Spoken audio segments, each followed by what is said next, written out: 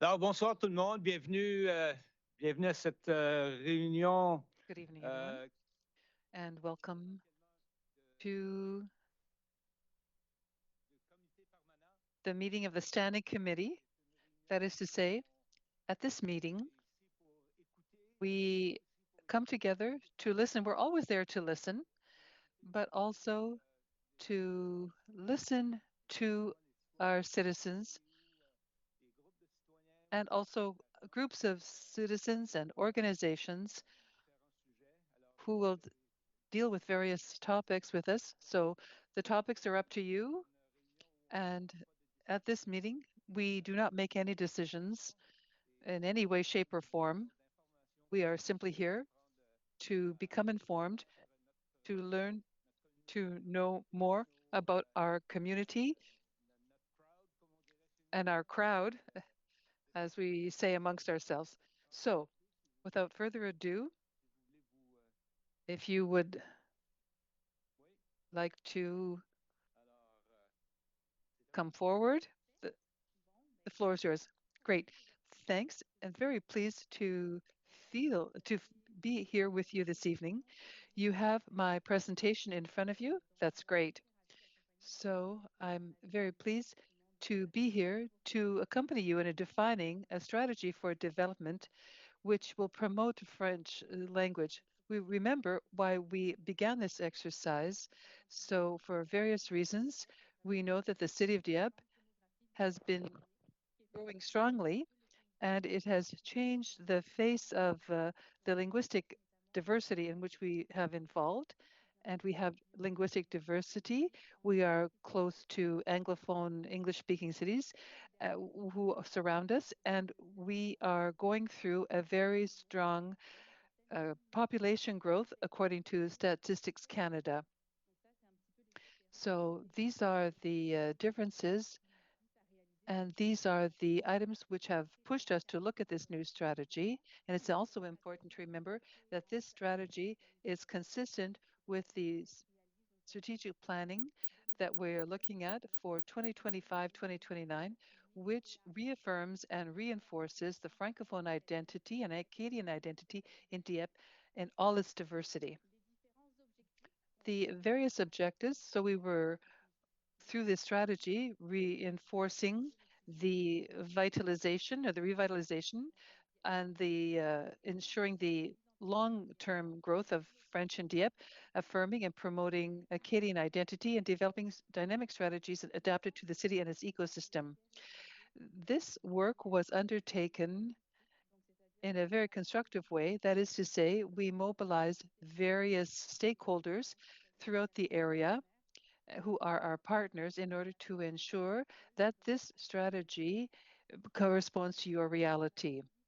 Overall, we have led various consultations and we spoke with some 370 people. We had workshops with our team and stakeholders, various main companies. We did interviews with various partners and key people. A survey was also sent out to citizens to look at the vitality of various things and look at barriers to what we want to do. And there was a forum, and the French Fact was represented at this forum. Overall, we look at three pillars. One, the strategic diagnosis. Then we looked at the framework for intervention, which defined our visions, our main visions, and with the main pillars of our strategy. And finally, the action plan, which put everything together and made it more concrete. So we're going to be looking at the key elements of each of these areas. So with regard to the overall portrait of the situation, we wanted to remind you of some figures that relate to Francophonie in Dieppe. So these figures have played an important role and are key indicators. First of all, the number of residents who had French as a first language. So it's in 2001, it was at 77%, and compared to 2016, when it was at 73%. You can also see the percentage of the population who know both official languages. In 2001, it was 71%, and in 2001, it was 71%. So 78 compared to 71. And those who speak, who know French, so 86% in 2001, 77% now. The population statistics might be changing through other census data taken through Stats Canada. So these key observations have given us some key indicators. The use of French in the context. So we use French in many contexts. The perception of the vitality for residents who answered the survey and those who were stakeholders. And also, we looked at the vitality of the language. We looked at the barriers, linguistic barriers, concerns related to the future of French in Dieppe, and concepts of Acadie and Francophonie. They are separated with difficulty, and we're going to looking through all these various things. With regard to the usage, we noticed that the picture has changed. French is mainly used by your circle, with your family, your friends, and at home. And we notice that the use of French is less present in this cultural and economic spheres according to the consultations and the survey that we did. With regard to the vitality of the French fact, it is perceived in a positive way by residents who answered this survey.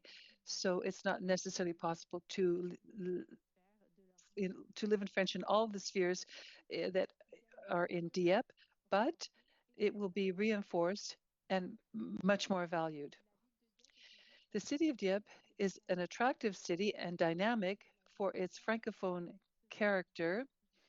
Many new residents have chosen Dieppe for its francophone identity, and so the French fact in Dieppe goes beyond local boundaries, but it has been raised with regard to linguistic barriers, which present a challenge to the French fact. So it's difficult to integrate, or some linguistic insecurity, which has been observed in the local population, which may limit the number of exchanges amongst the members of the community. With regard to the main consultations and challenges which were raised according to the vitality aspect, in a context where English is gaining more importance, there are some concerns emerging with regard to the continued existence of French in order to preserve our language we preserve it for linguistic and cultural means. The different consultations also revealed a deep attachment to the French language and your identity, the cultural identity and Acadian identity. These are important pillars, and important to take advantage of this, because the French fact is not just a language that we communicate with, it is also an anchor for our community.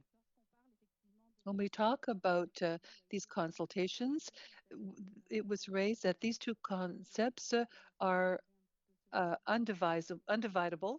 They go together hand in hand. French is at the heart of Acadian culture, and it's a definition of its identity. Once again, this population is growing, and the Francophone population is evolving, and it is inclusive and diversified. It's important to ensure that the strategy we put into place be part of this transition as well in the coming years. Throughout all of the work that we've done, we have come up with a list of our assets and our challenges, and there are things to consider. I'm not going to be going through all of this. If you've had the opportunity to read this, then you have an idea of what's happening with regard to our assets. We are talking about leadership, which is affirming this collaborative ecosystem. All these stakeholders that we met with want to use this vitality strategy, and they are open to cooperation. And you can also see that there are many levers that can be used in order to promote this structure. Throughout all our consultations, we came up with strategic elements. The strategic element is something which defines our presentation, which are important to consider. So the first element is uh, the affirmation of municipal leadership. The city has really assumed its role as the place where Francophonie au Québec lives. Also, there's a holistic approach to ensure the vitality and we want to work and create a true environment which will promote the vitality of the French language, and it plays in many fields.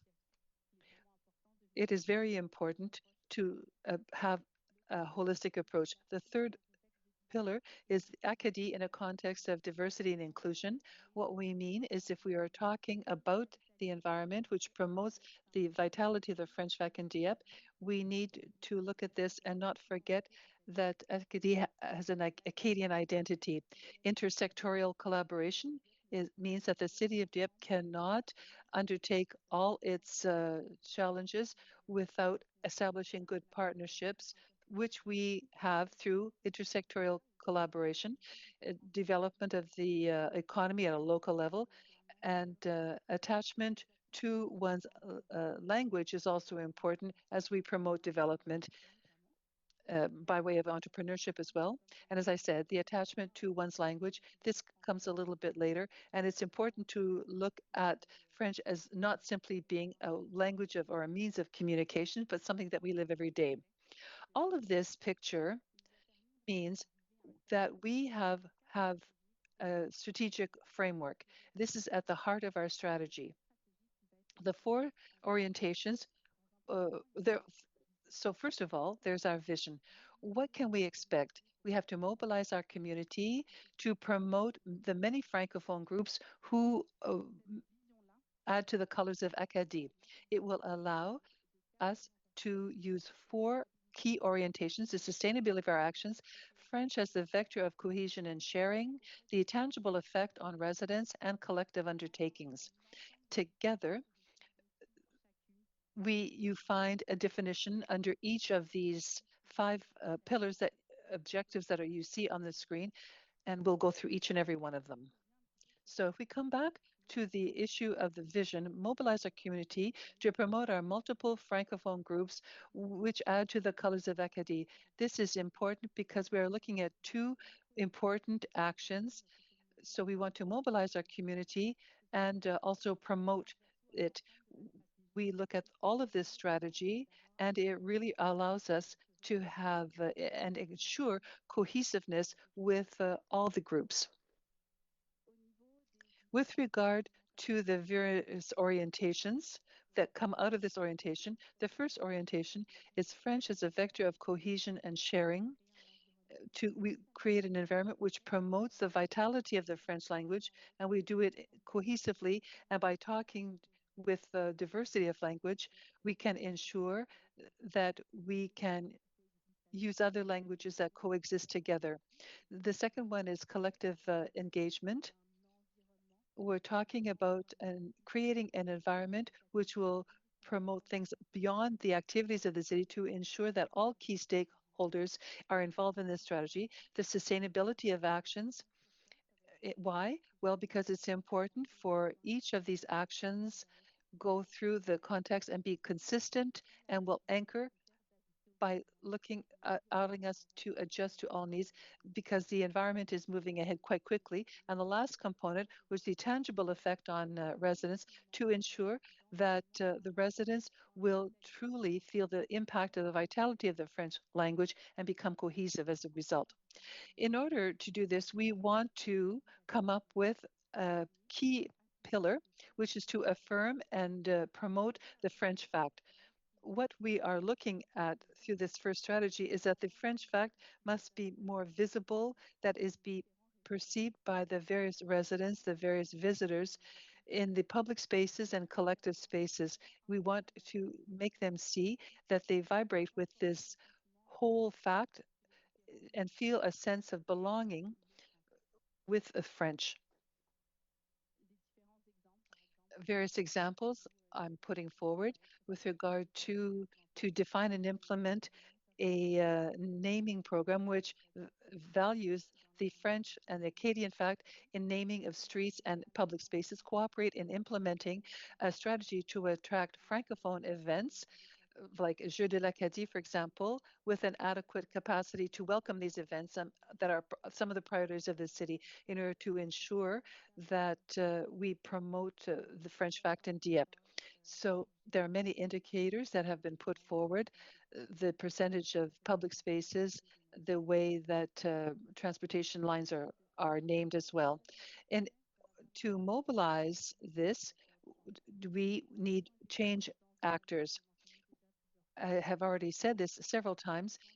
We need our partners who are also being involved in revitalizing the French fact.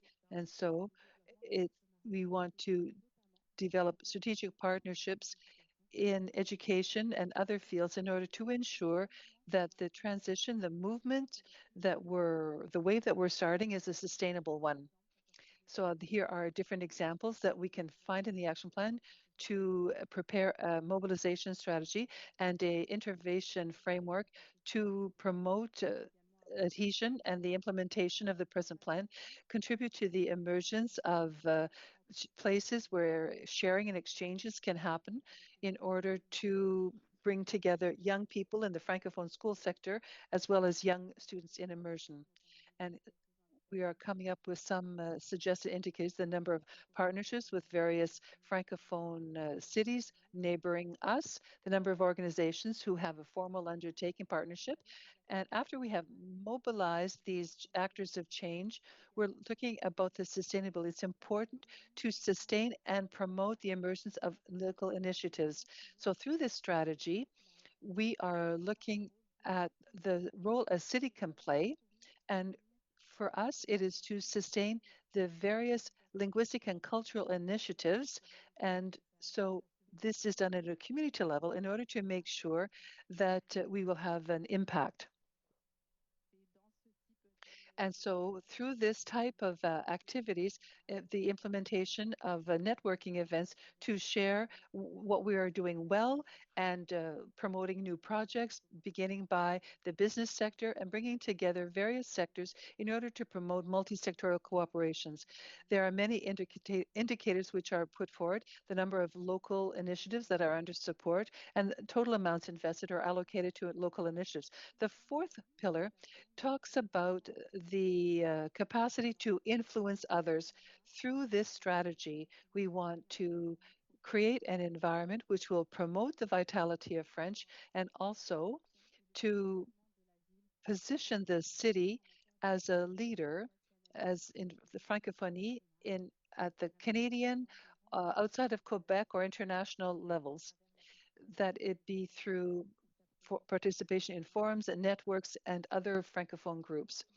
And some quick examples to create these partnerships and to value the status of being a Francophone city. And also, there are some suggested indicators, the number of actions and representations by the city. The last component is to structure our structure to follow and assess the initiatives which are related to the revitalization of French. So increased mobilization with the municipal staff, better informed, better tool to integrate the vitality of French and its daily actions. Here again, you have the actions which can become a permanent resource, clearly mandated and given the proper tools for implementing the plan. So we're looking at the contribution of the municipal team. And finally, we have some various indicators involving the action plan. You have looked at the role that the city has to play in order to clarify their efforts. And we're thinking that the administration at the municipal level will perhaps play a greater and a more important role as a cooperator facilitator and to open more doors for us. And so this is really how we are going to do this and do this in the short and medium and long terms. In order to structure this, at the heart of this we are putting forward various recommendations to implement and the key factors to make sure that success happens. We looked at three things, which is operationalizing the strategy in which related to this capacity, making sure that the municipality can put forward its efforts and we have because the environment is changing so much to see if there are various actions that could be put forward. The second component, as I mentioned earlier, is at the present time, the situation might be worsened after the data from the last census come out. So this might have repercussions in the medium and long term. And so we can look at these things, what we were thinking about when this was happening, and also matching the various strategies for revitalizing the French language. It also touches the strategy and the planning, strategic planning as well, and also a healthy management of all of these expectations. You saw this, and we met with a lot of people through workshops and surveys, which has allowed us to identify some identity elements. These elements make Dieppe a municipality that can guide us and help us implement some of these various elements following these consultations. And following these consultations, what came out a lot of this is that the identity pillar has key values. This also came out in the tourism strategy. The Francophone identity is modern, inclusive, proud of its Acadian roots, a distinctive urban character. We can't forget our history, but recognize that Acadie and Francophonie in Dieppe is much more modern and it has to be inclusive and it can take into account all of these identities and is welcoming. It is because of this distinctive urban character that it brings together other municipalities, and we have a welcoming identity, and it's multifaceted. The other issues are more detailed in our strategy, but we met a lot of people who had all kinds of good ideas, and sometimes the city doesn't have the necessary levers to move ahead. But I want to remind you, in case there these levers that want to participate, we could defend these aspirations and be able to come up with some recommendations with the partnerships that we hope to manage to create an environment to put forward in aid of our citizens in the coming years. I would say that this concludes the presentation of the strategy. I know it's a lot of things that we went through, the diagnosis and the strategy. And so I wonder if you have any questions or any further requests for information. Thank you. Are there any questions by council members? Councillor Thibodeau.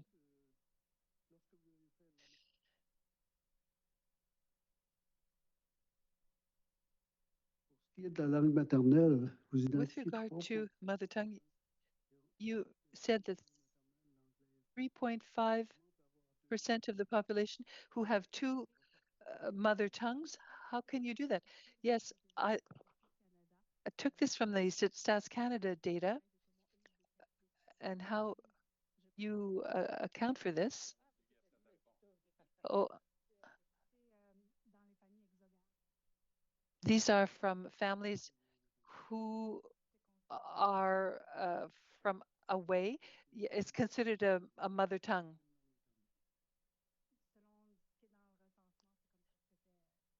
This is the way it was titled in the census. This means that Stats Canada is looking at different statistics.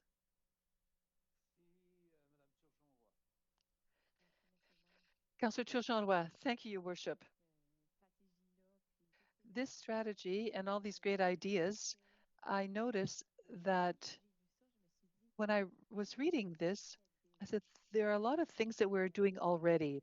And I think that the observation I have after reading all of this, and when I look at the action plan, it's really to go and look for partners, people who subscribe to this strategy and who become our allies in all the actions that we are hoping to put forward to promote la francophonie. And we have the immigration strategy we're going to be having in a moment. There are all kinds of ways of working together. But I think the most important thing, what I take away from this, is that we need people who cooperate with us, who will support us in our action plan, be it in various initiatives that you suggested for festivals.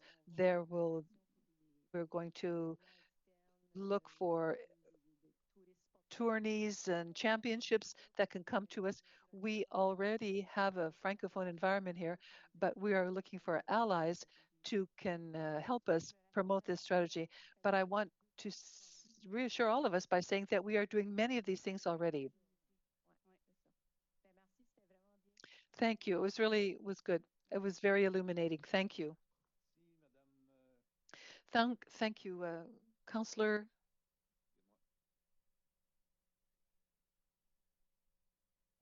Merci, Monsieur le maire. Thank you, Worship. Firstly, thank you. I remember the first discussions that we held looking at the results of the various latest census, where we looked at the reality of what the figures were telling us. And so we asked ourselves how we are going to address this. So firstly, thank you to all the employees who found the resources to help us. Congratulations for this undertaking. We have participated at different ways and different times in the consultations that you held, and it was a fairly widespread consultation. So thank you for this report. I share the comments that Councillor Turgeois has put forward to say that the partnerships idea seems to be one of the solutions, but also what I like in this plan and what I'm seeing is that it gives us a way and a reason of becoming mobilized in a more specific way. It also allows us, at least in my opinion, you know, I have ideas for various actions, but we don't know how to anchor them in. What I've seen in what you've given us is the way to anchor these ideas. It has to be strategic, it has to be logical, and that increases our chances for success and in order to obtain the results. So thank you, because quite honestly, a couple of years ago, or even 18 months ago, I was wondering what kind of tool I was going to need to orient my ideas that it would be constructive and useful. And in this plan here, we have ways of doing things in order to anchor ideas.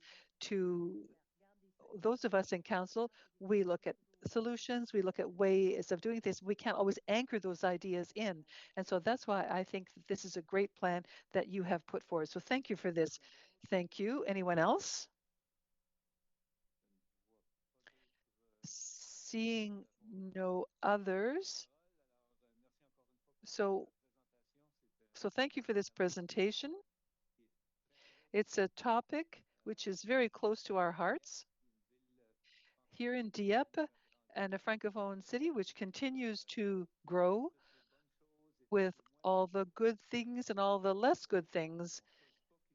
So we can't choose who comes to live here, but we're ready to work with everyone in order to improve our situation and also to have this, this dates back for many years now. I think we've succeeded in slowing down this thing, but we still have a great deal of road ahead of us in order to make sure that our francophonie will be living and growing for a long time to come. Thank you. Next presentation, immigration strategy.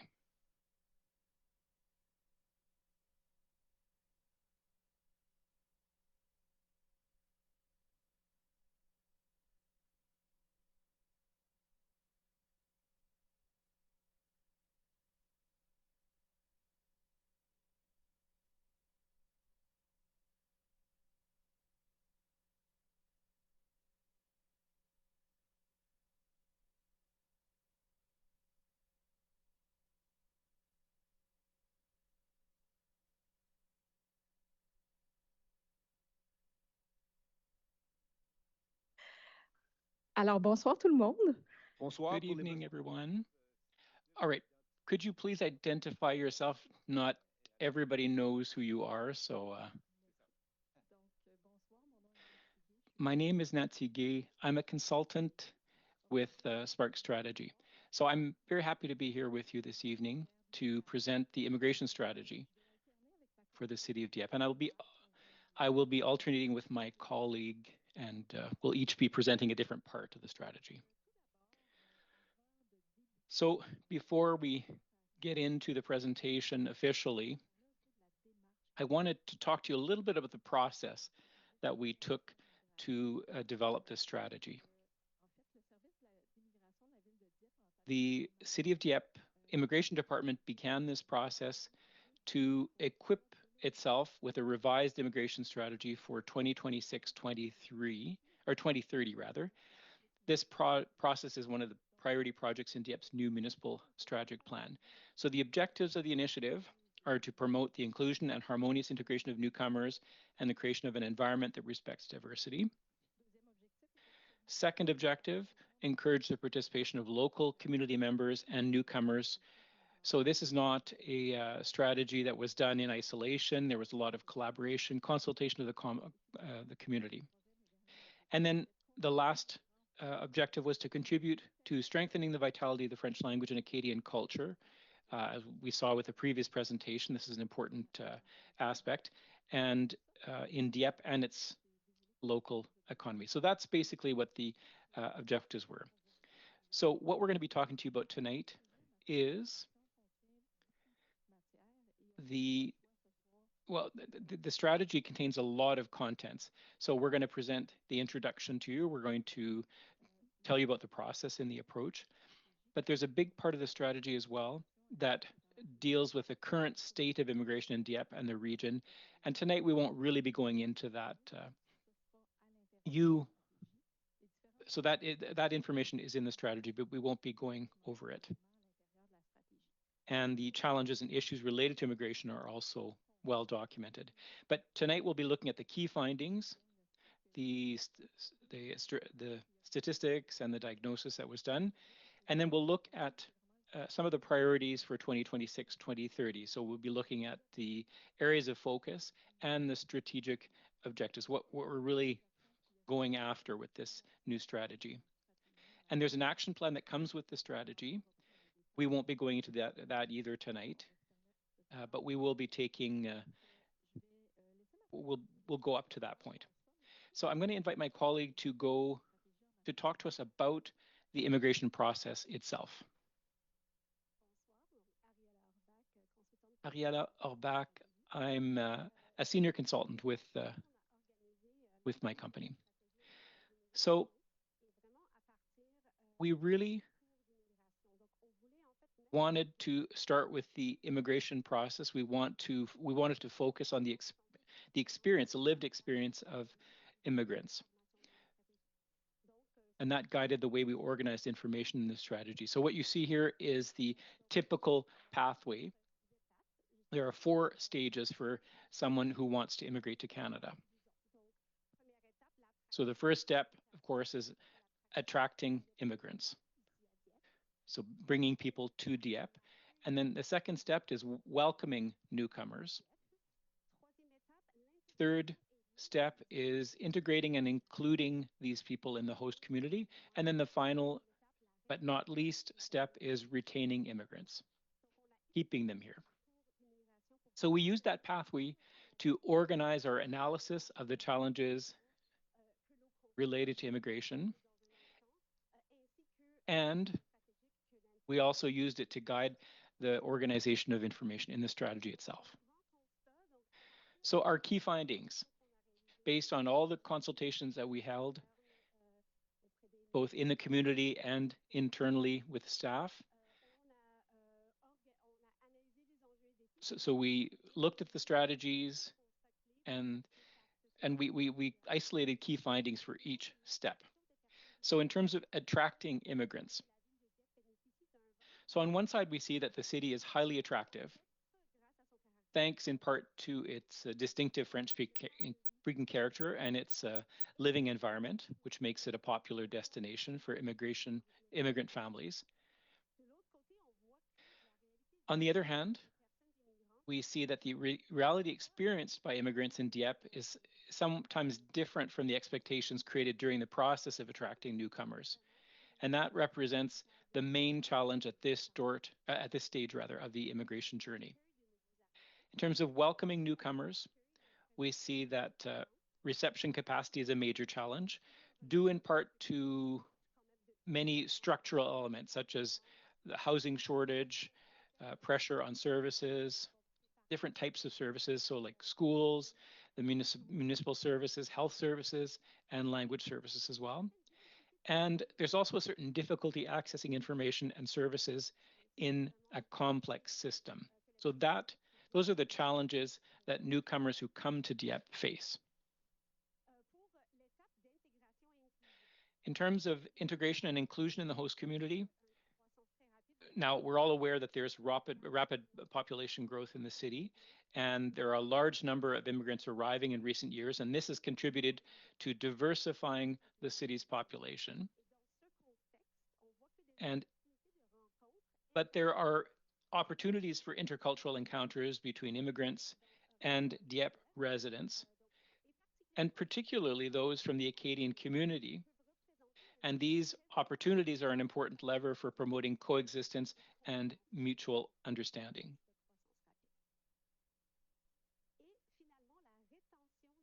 And then keeping our immigrants, or retention of immigrants, access to employment is a major challenge for immigrant retention, particularly due to language barriers, recognition of prior learning, and the mismatch between people's qualifications and available jobs here.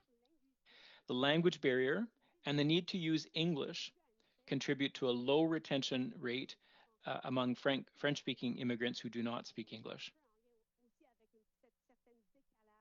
So we talked about the mismatch of expectations and the reality when people get here. And this is something that we saw in statistics as well, that although the retention rate has improved in recent years, the retention of Francophone immigrants remains an important priority for the future strategy.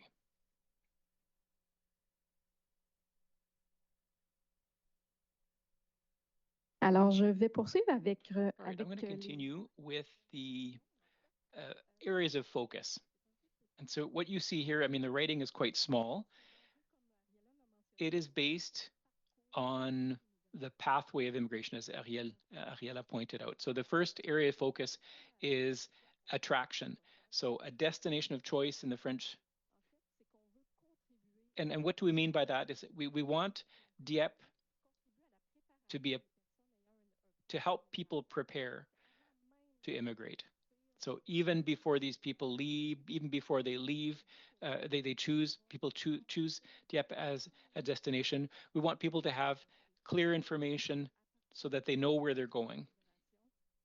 So we need to start right at when people are considering immigrating. We have to be able to sell Dieppe as a destination of choice.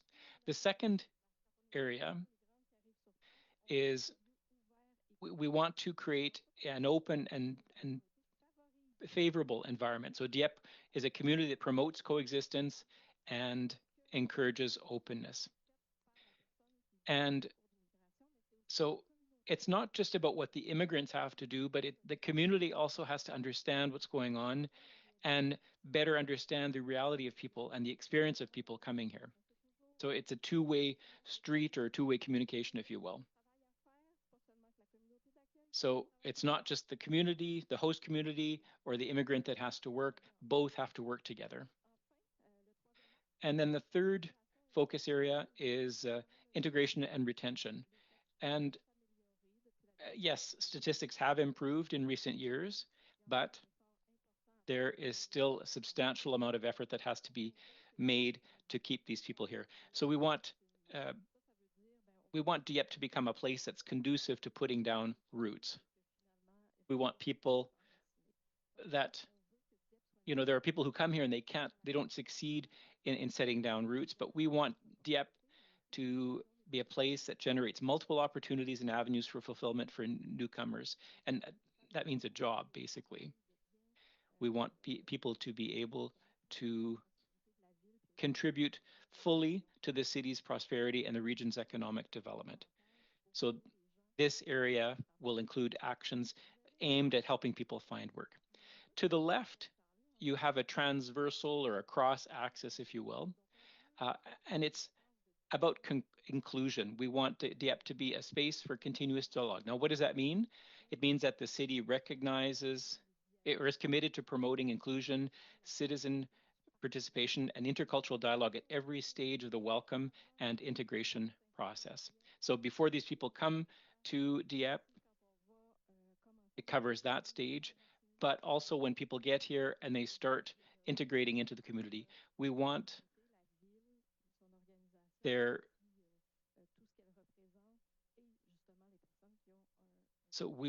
that's where this area of focus that's what this area of focus is about. Now that brings us to the strategic objectives now. For each area of focus, there are objectives that have been identified. And underneath each objective, there are actions. So there are 9 main strategic objectives. So when we're talking about attraction,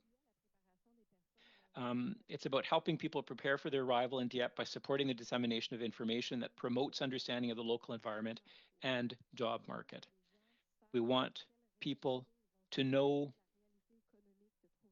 what the economic reality of Dieppe, the place that they're coming to, is,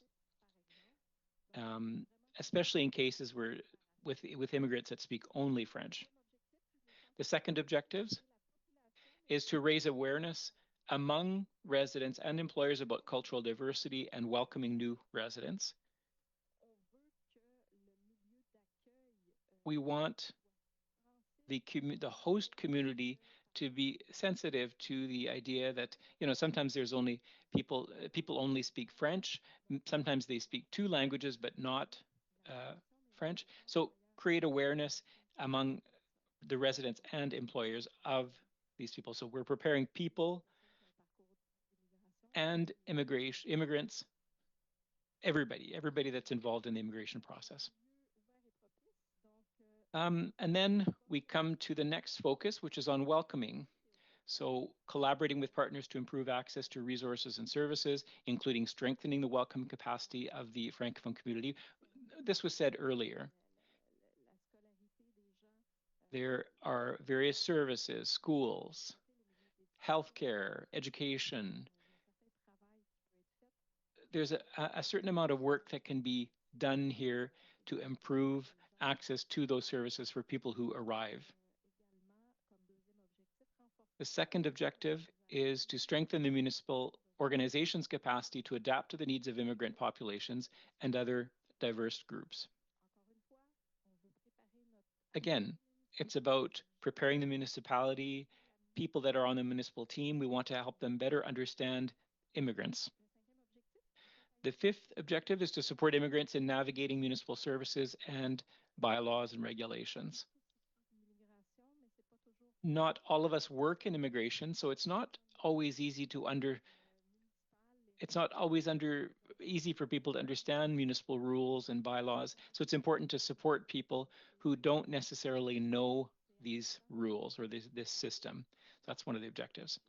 The 6th objective is to create spaces for connection, sharing, and awareness between the local population and people from diverse cultural and immigrant backgrounds. It's important to have spaces and times for sharing where people speak to one another. So people who are already here, so that they can talk to people who are arriving. So there are activities that we can organize that foster that type of communication. The next key focus is integration and retention. So there are 3 objectives here. One is to promote access to employment for people with immigrant backgrounds by raising awareness and supporting the business and education communities. So again, it's a 2-way street. Employers have to understand the reality of immigrants. And so there needs to be awareness raising. The eighth objective is to work with economic development partners to strengthen support for immigrants with entrepreneurial projects. So it's not just about creating jobs, but it's also about encouraging the people with an entrepreneurial spirit to start businesses here in Dieppe. And then the last objectives, and it's hard to see on the screen here, but it's encouraging people who are already settled to share their experiences with those who wish to settle in Dieppe. So it's basically coming full circle. It's about saying that, okay, once somebody has successfully integrated into Dieppe, if they can share their experience with people who are thinking about immigration, that brings us back to the first area of focus. So that's it for the strategy itself. Are there any questions from members of council? Councillor Thibodeau. Thank you, Your Worship. Well, both of you seem to have consulted each other because both your strategies are kind of rowing in the same direction, if you will.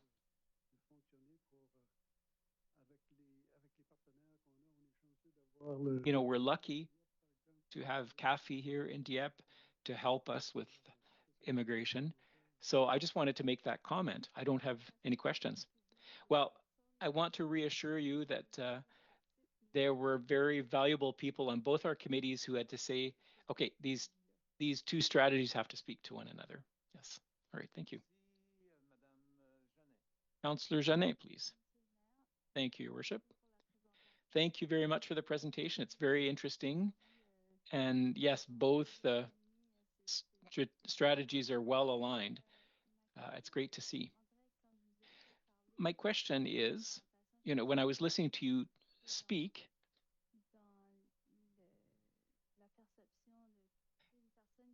it kind of it helped me to, it put me in a space where I tried to imagine the pathway of an immigrant and what they experience.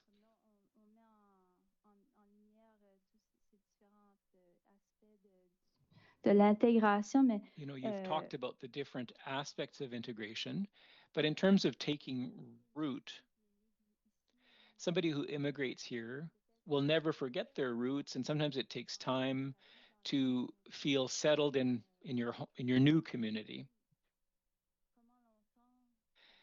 How much time on average does it take for people to feel like they're part of the community? I was just wondering about that.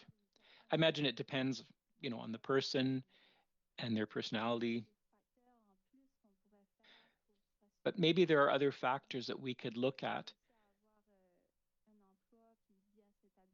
Somebody might have been able to find a job, but once they're settled and they have a job, maybe there are other things that make a person say, you know what, no, I don't feel at home here yet.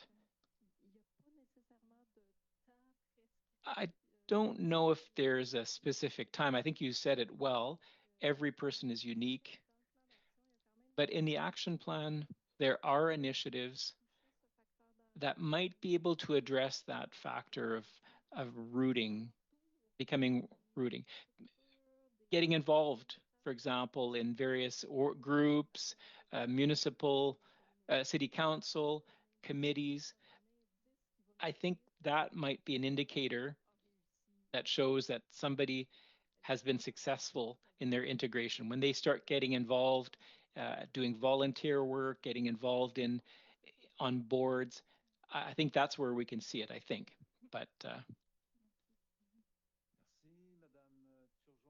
all right, Councillor Turgeon-Roy, please. No, that's okay for me. I'll pass. Councillor Godbout.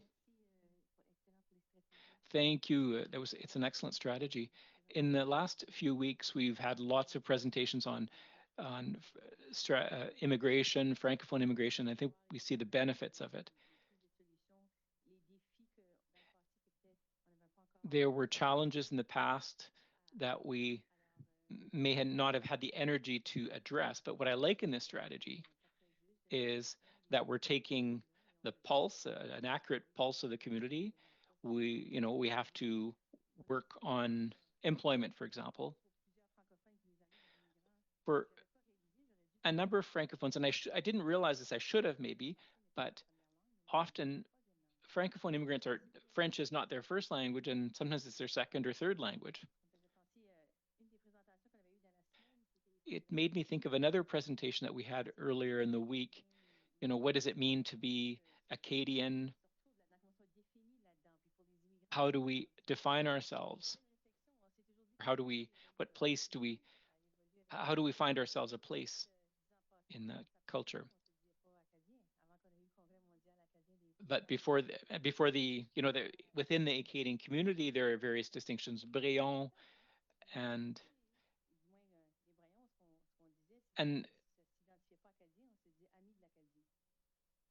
the Bréons didn't identify earlier as Acadians. They identified themselves as friends of the Acadians.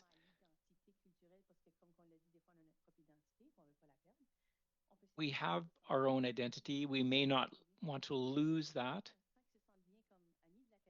But as long as these people feel that they're friends of Acadians, I think that's another maybe strategy that we could look at.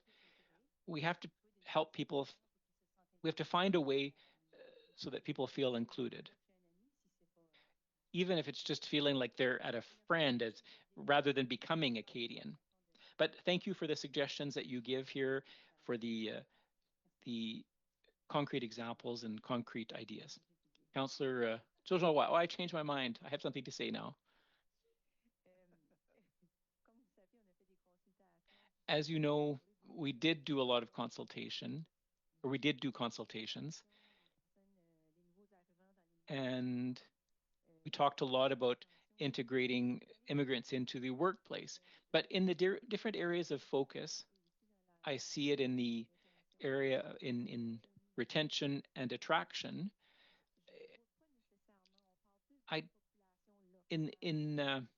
Welcoming, in the welcoming area of focus,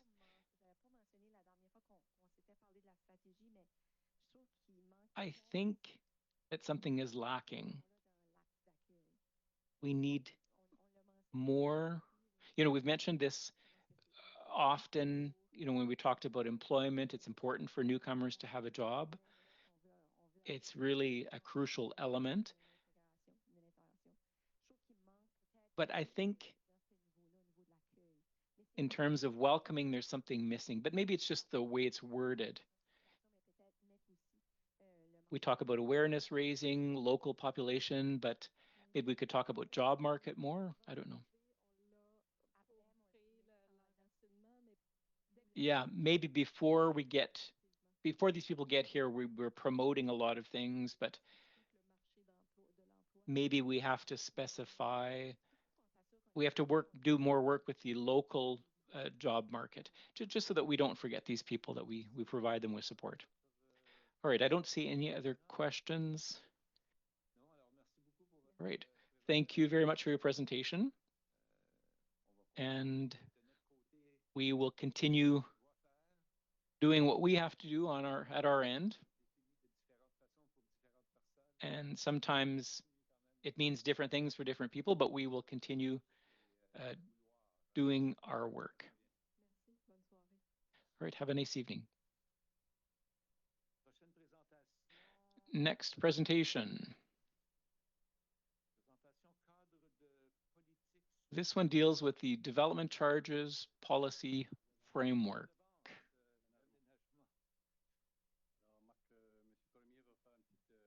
Mr. Cormier is going to do a little bit of an introduction before someone else gives a presentation. Boy, I really know how to empty a room. Everybody left.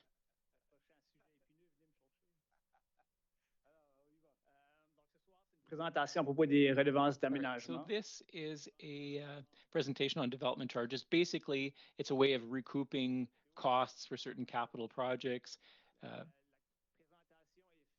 The presentation is going to be done by Watson and Associates Economists Limited. This is a Canadian firm that an expert in this field. They do presentations all across the country, and so they're the authority. They're here to support us, and tonight we'll be just talking about the policy framework, what's being proposed, and then eventually there will be a bylaw that will deal with these development charges. But Daryl Abbs will be making the presentation tonight. He will be talking about the methodology, the next steps, and then there will be questions. So I just want to confirm with you that there is a document that's underway, but tonight we just wanted to give you a bit of context before sharing the document. And that document will be available in December, and then we'll be asking you for your feedback on it. So now I'll hand the mic over to Daryl, and this will be an English language presentation, but there will be part of it in French as well. Daryl.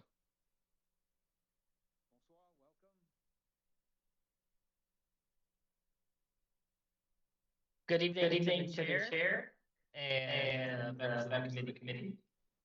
I know Mark Andre is going to be controlling the presentation.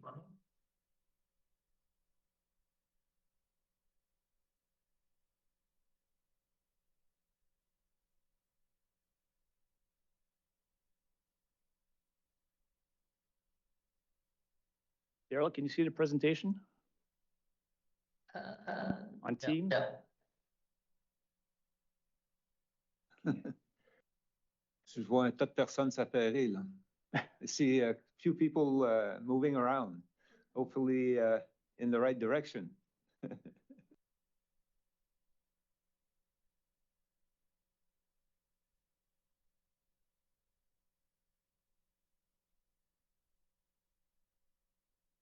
Well, perhaps while that's being worked out, I'll just introduce myself. My name is Daryl Abbs. I'm a managing partner with Watson Associates Economists Limited. Our firm undertakes development charges, analysis studies for municipalities across the country. And so we're working in BC, working in Ontario, and we've worked with the City of Moncton and a couple other municipalities in New Brunswick to implement development charges.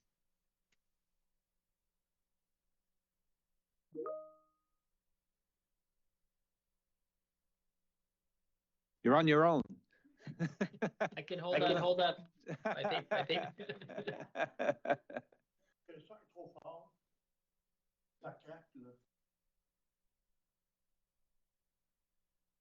If you wanted to work out the presentation, go to the next item, I can wait. That's okay.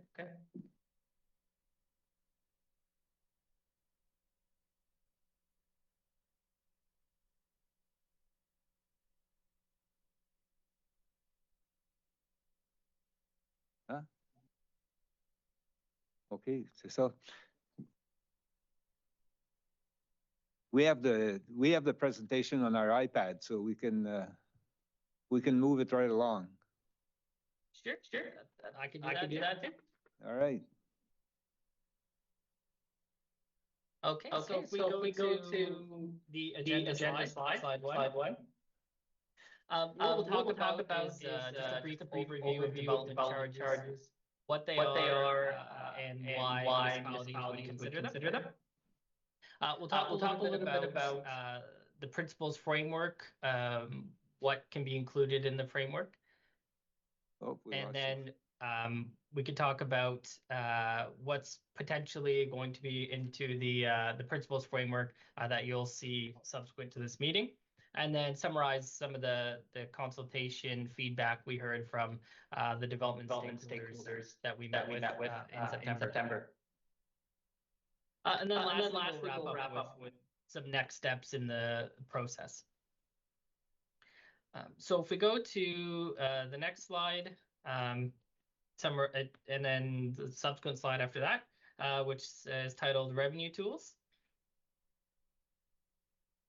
So municipalities in New Brunswick and generally across the country, there we go, have a few revenue tools at their disposal to fund growth-related infrastructure. And so typically what we've seen. Mr. Abs, this is Mark Melanson, and we have a technical problem here, so we're not sure if anybody from, we don't hear you too much here in the room. And I don't know about the web, if people can hear your presentation. So let's wait a minute or two. Our technical people are looking at it. Sorry to cut you just like that, but we want to make sure to listen and be able to understand what you're presenting. Not a problem.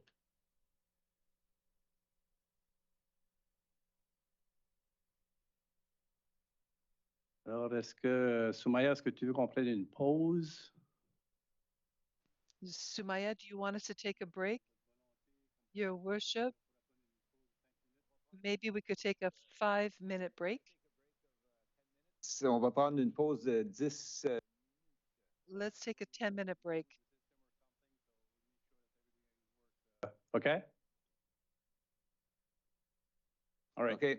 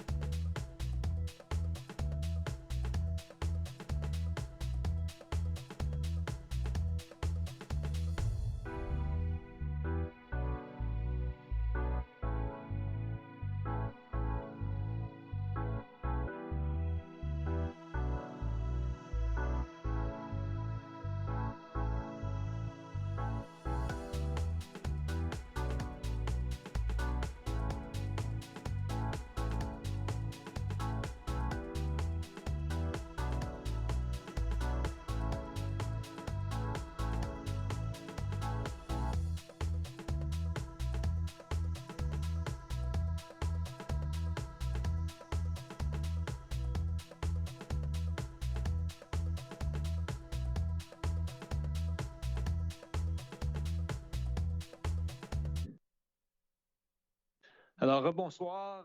Good evening again. Sorry for that little delay. And let's move on to which is the Young Politicians of Canada, New Brunswick chapter. Please come forward.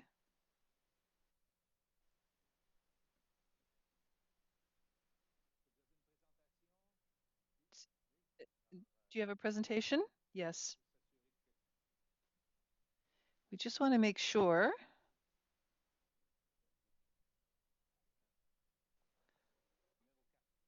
Number 4, presentation 4.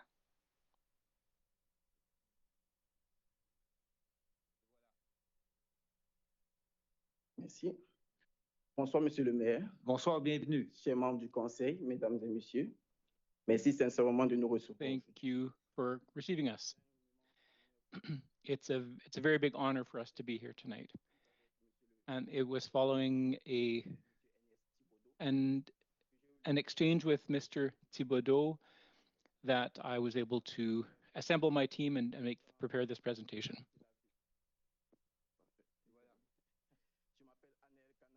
My name is Anel Kana. I am the Dieppe representative for this organization. Beside me is, and the interpreter missed the name, he represents the city of Fredericton. Tonight, we will be co-presenting this presentation. So some of the slides will be in French. Austin will be speaking English, and this represents the official bilingualism of our province. So to begin with, this organization is a non-profit organization. It's apolitical. It is present in every Canadian province, and our mission is to mobilize, educate, and empower young people in New Brunswick to take an active role in political and civic life. So I will be talking a little bit about who we are, our mission, and our vision.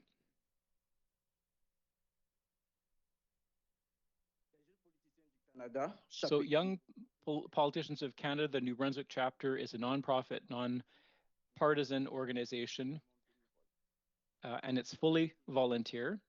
And its objective is simple, is to initiate young people to political and civic life. We serve as a bridge between youth and municipal institution, offering an opportunity for young people to develop their leadership skills. And our role is to allow young New Brunswickers to better understand our institutions, to take their places, and to contribute actively to the development of their communities.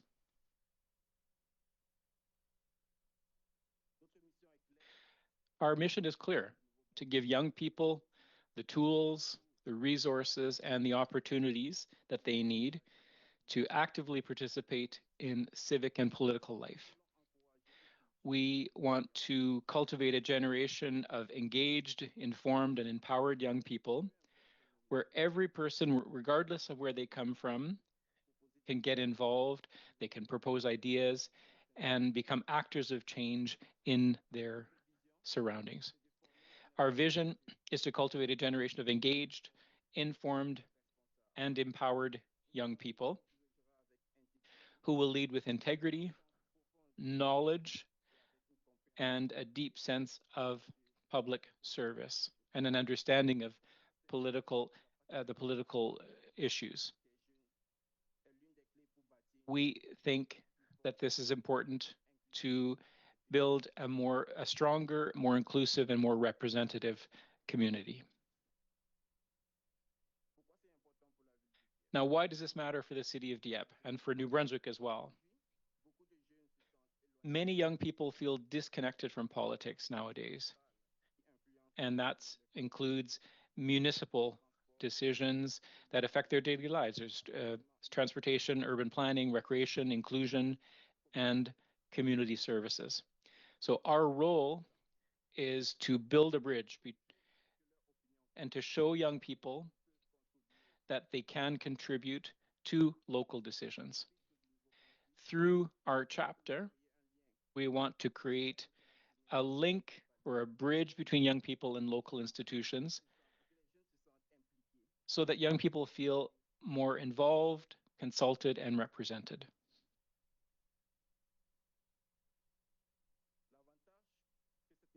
Now, the benefits for Dieppe,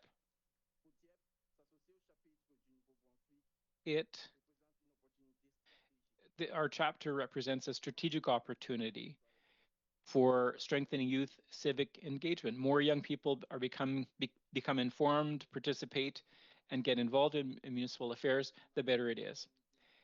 And it also helps to position Dieppe as a pioneer, and it helps to prepare the next generation of local politicians. The young people being trained today are the city councillors, the mayors, and the community leaders of tomorrow. Dieppe is a young city, it's dynamic, it's multicultural, but together we can promote youth engagement. I'm going to hand the mic over to my colleague Austin now.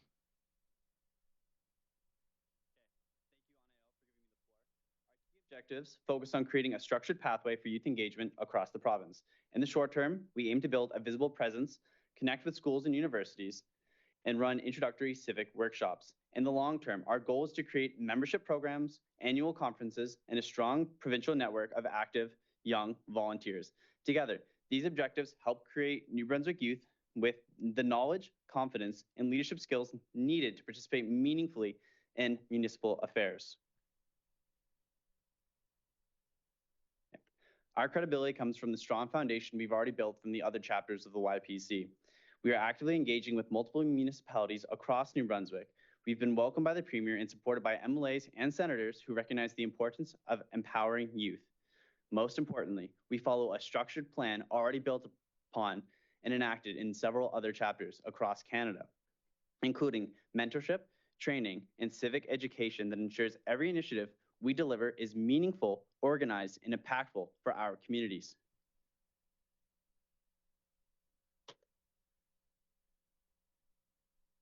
Here are some examples of what we can offer across the province. Municipal council simulations based on official procedures, which allow youth to step into the roles of mayor, councillors, and citizens. Educational workshops in schools and universities, visits to the Legislative Assembly, district tours, where youth meet mayors and councils, and youth surveys that highlight the priorities and concerns of young people. These initiatives help young citizens understand how government works and how they can be a part of it. Every district representative commits to volunteering in their municipality, engaging youth in leading local civic activities. These actions create measurable impact, such as more youth participation, stronger connections between young citizens and institutions, and a growing culture of leadership and civic engagement. Ultimately, this work helps build communities that are more inclusive, informed, and future-focused. Back on IO. Merci. Ce que nous demandons aujourd'hui est So what we're simple. asking for is very simple, and it's in line with what the role of the city. So we ask for official support from City Council through the adoption of a resolution of support. We ask for access to the council chamber to organize youth simulations and training activities. We're asking for a visibility partnership in the city. And finally, we're asking for financial and logistical support. So with those tools, we can offer young people in Dieppe and throughout the province concrete opportunities that are organized and accessible. Investing in youth engagement today means training the civic leaders of tomorrow. And following our conversations with young people and a number of local officials, we have identified a number of complementary initiatives. So that's why we also would like to propose establishing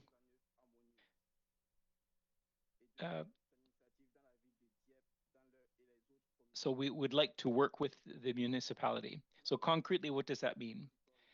It means identifying school partners, creating continuing education content, and our objective is simple: maximize the impact for young people while ensuring we're ensuring that we're in line with the city's priorities.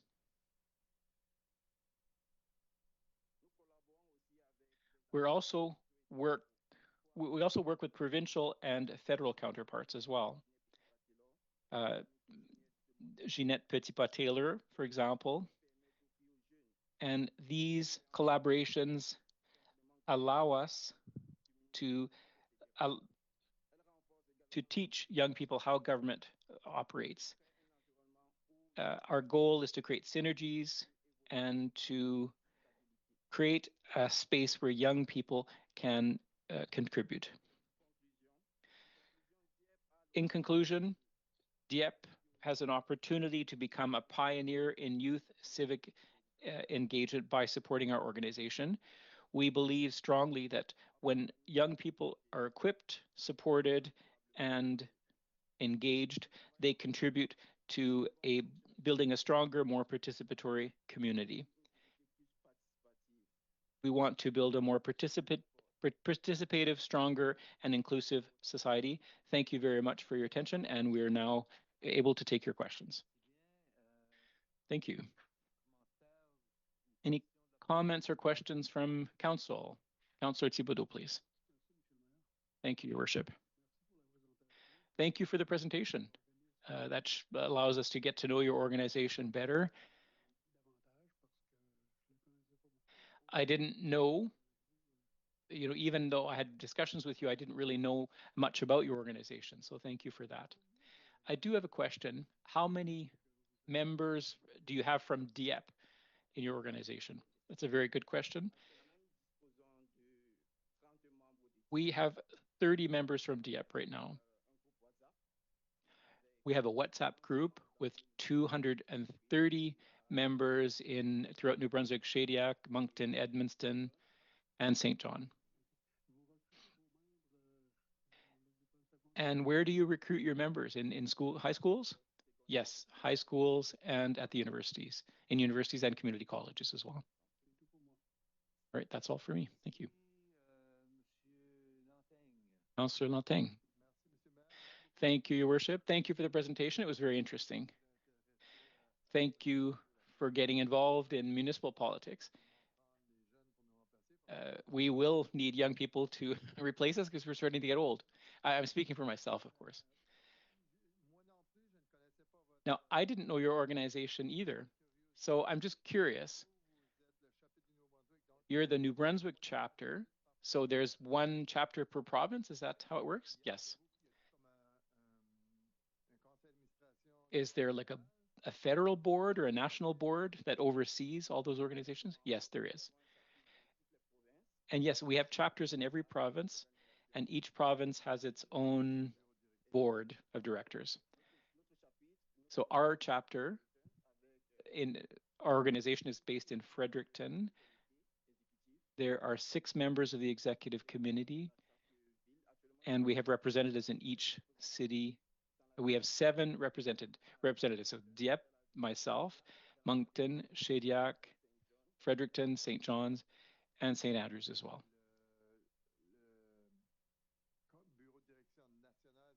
And the national board is where? Is Ottawa? Yes, it is. Yeah, Ottawa.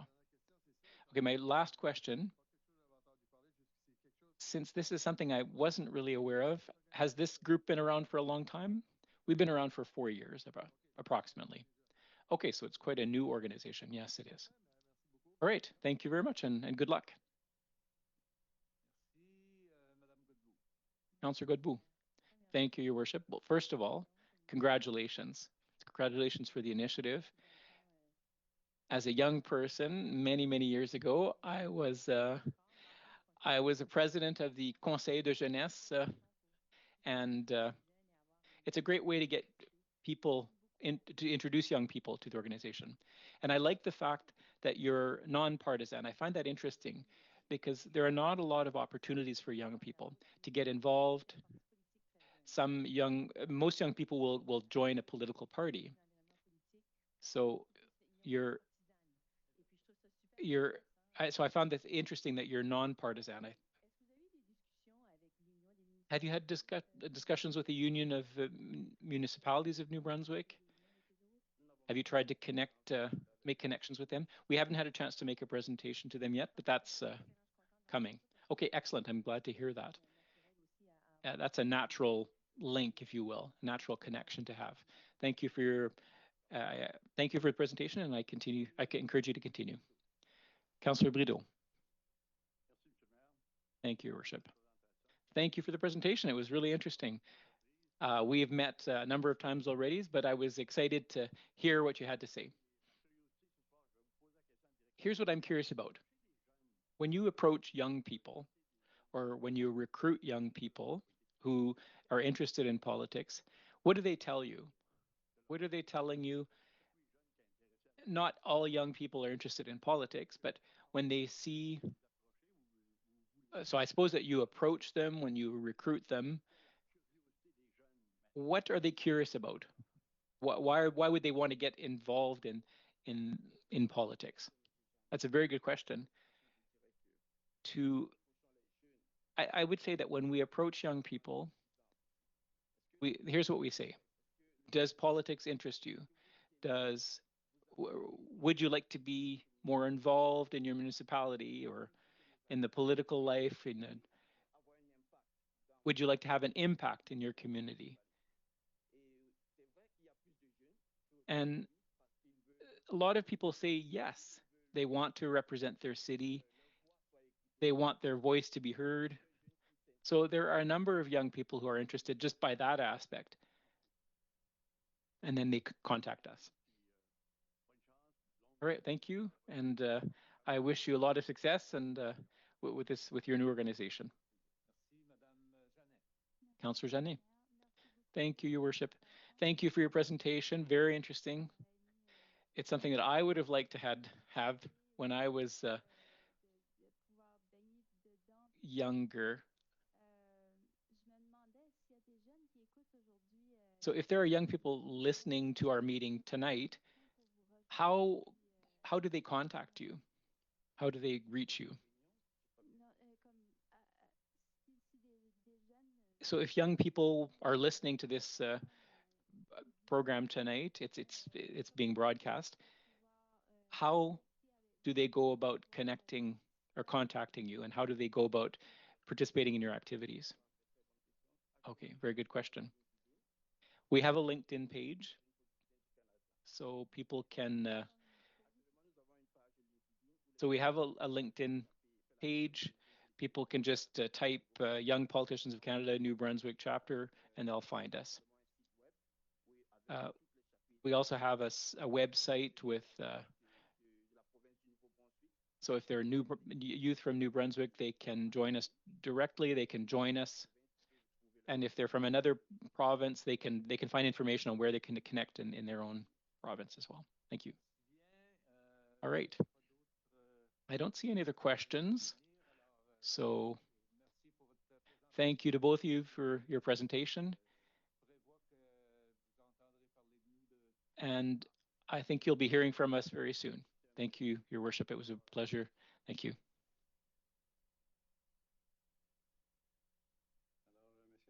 On va prendre une autre pause pour redémarrer le système. Le directeur de TI Well, we have to take another break. Our IT person is here, and so we'll be taking a big break while we settle the issues.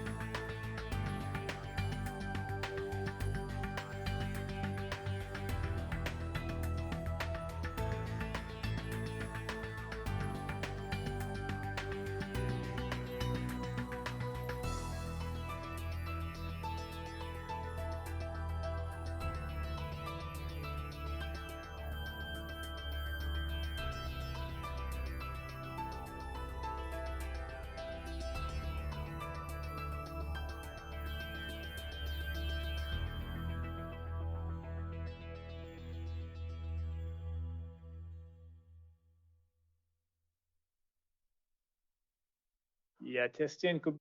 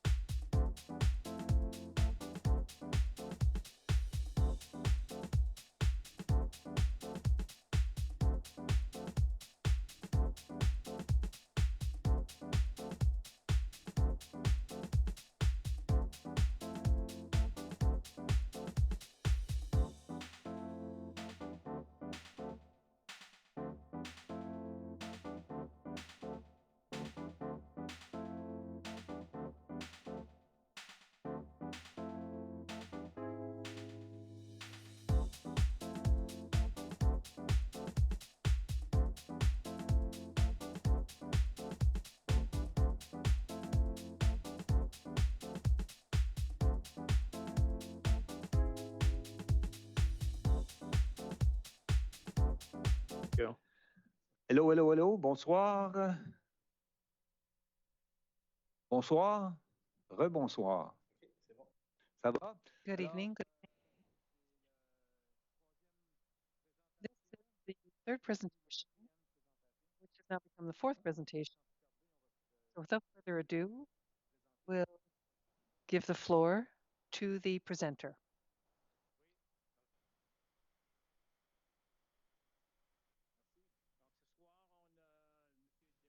This evening, Dale Abbs from the Canadian firm Watnett and Associates Economists. This group specializes in development charges, which changed the Planning Act in 2017. It involves costs for capital projects. So Daryl and his team have helped many municipalities in Canada to undergo these steps. So tonight we're looking at the policy framework, which we've been working on for the past couple of months. After this evening's presentation, we'll be sharing the document with Council, and you'll be able to provide feedback. We'll come back in December, and then over time we'll come back and we will be passing bylaw on development charges 2026. Daryl and his team helped our neighboring municipality, Moncton. They have a lot of regional experience.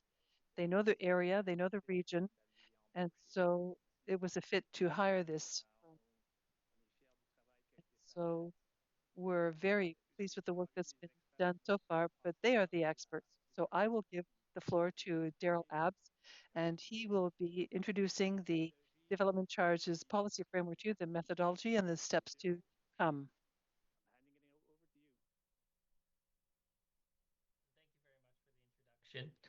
the introduction. So I have a brief presentation that I will go through, and Marc-Andre will control the presentation and advance the slides. So just to introduce myself, my name is Daryl Abbs, Managing Partner at Watson & Associates Economists Limited, and we've undertaken development charge studies for municipalities across the country. And we are familiar with the area. As mentioned, we did some work for Moncton in introducing and implementing the first development charges bylaw in the province when the new legislation came into force. And we did work with the province at the time to talk about the regulations, which I'll touch on. So next slide, please. And so we'll talk a little bit about development charges, what they are. We'll talk about the what can go into a principles framework, and then talk about some of the potential development charges policies that would be included in a policy framework for the city. And then we'll talk a little bit about some of the feedback we heard from the development community when we met with them in September, and then wrap up with some next steps and answer any questions you may have. Next slide, please. And next slide. And next slide. I'll put up the French version of the slide, and then I'll speak to it in English. And so generally municipalities across the country, and more specifically New Brunswick, only have a few revenue tools at your disposal to fund growth-related infrastructure. And so what we've observed, especially in New Brunswick, is municipalities spend a lot of their capital budget goes towards asset management or recapitalization or rehabilitation of your existing assets. And so there's not a lot of money to then take and invest into developing and opening up new areas so that development can occur, because we're spending most of the tax funding or the water, the wastewater rate money on your existing assets. And so development charges are one tool that municipalities can use to then finance growth-related infrastructure and take that pressure off the taxpayers or the ratepayers. Next slide, please. And next slide, perfect. So with respect to the legislation under the Community Planning Act prior to 2017, there was Section 45 of this act, which really gave municipalities the ability to recover capital costs related to specific developments. In 2017, the province then introduced a new section to the legislation for development charges. And so in different provinces, so in BC, they have their own development charge legislation. In Ontario, their own development charge legislation. But in certain provinces, it's a subsection of planning acts. And so under your Community Planning Act, you have Division G, which summarizes development charges. And it gives municipalities the ability to pass development charge bylaws to recover the cost of growth-related infrastructure from the new development. So it gives you the authority to pass a bylaw, recover the costs, not just on-site related to the development, but broader infrastructure that benefits multiple developments. It defines what those eligible capital costs are, and it gives you the ability to enter into agreements with the development community if they want to front end some of the infrastructure. And that's in some of the cases in the city of Moncton, we saw that developers were front-ending the infrastructure. They would pay for the infrastructure, and then you would recover the rest, recover the costs from the other development as it proceeds. There's some notice requirements and public consultation requirements as well. And then in 2019, the regulations related to development charges came out. And so actually our firm, when working with the city of Moncton, actually reviewed the draft regulations and worked with the province, provided some feedback on the regulations. And so in the regulations, it really provides that there's some general principles should be set out to apportion the costs equally so that we're treating all development equally. It identifies that the maximum amount of the charge is restricted to only the costs that are eligible to be recovered. You have to consult in good faith with the community. And then council is able to determine the methodology of how you'd calculate the charges and the requirement to include the supporting technical data and analysis, which we would include in a background study.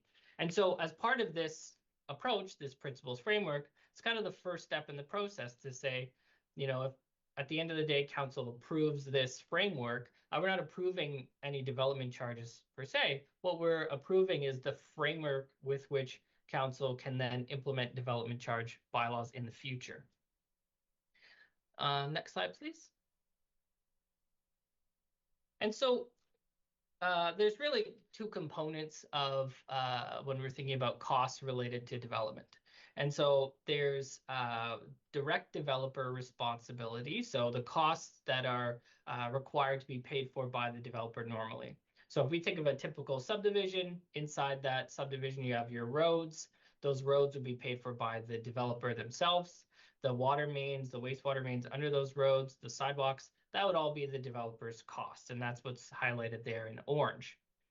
What then is more of a broader infrastructure, what's included in the blue there, is infrastructure that would benefit multiple developers or multiple areas, which would then could be recovered through development charges. Next slide, please. And so when we're looking at preparing a framework and how we would potentially implement this, what we want to do is look at your current process and try to mirror that, because we're not really changing anything per se. We're just changing how we're funding the growth-related components. And so right now, under your current infrastructure funding approach, you do have those direct developer costs required set out in your subdivision of lands bylaw. Then when we move to more broader infrastructure that benefits multiple landowners, you do use some cost sharing agreements in the cases where maybe it benefits 2 landowners or 3 landowners.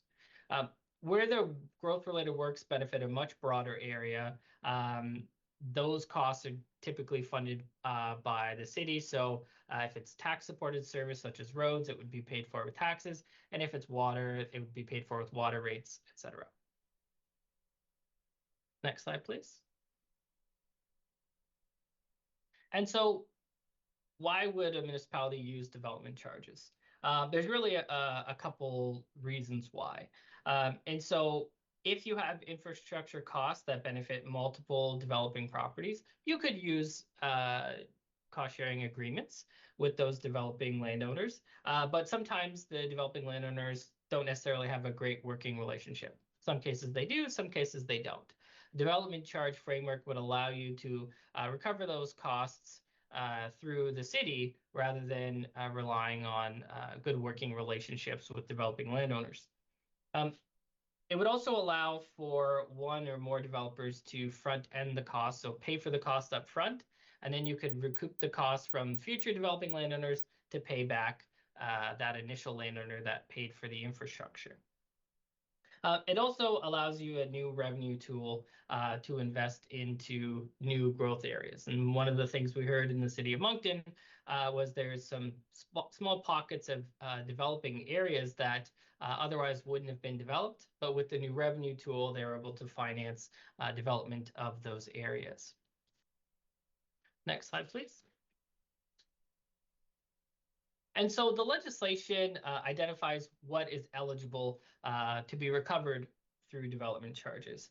And so it's water infrastructure, that's both the pipes and the supply of water, wastewater or sewage, and so that's the collection of the sewage and the treatment of that and disposal, stormwater infrastructure, roads, sidewalks, and trails, expanded streets, and new traffic signs and signals or expanded transit facilities.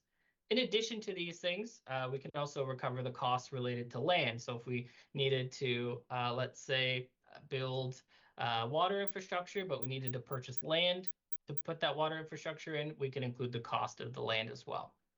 Okay. Next slide, please. So how is a development charge calculated? The first thing we need to do is look at the anticipated development in a given area. Okay, so if we take a specific area, we know there's a piece of infrastructure, let's say it's a road, and that road benefits this area.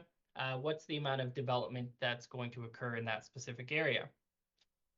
Once we know what the amount of development is, then we take a look at the capital that's required. So it's a road in this example.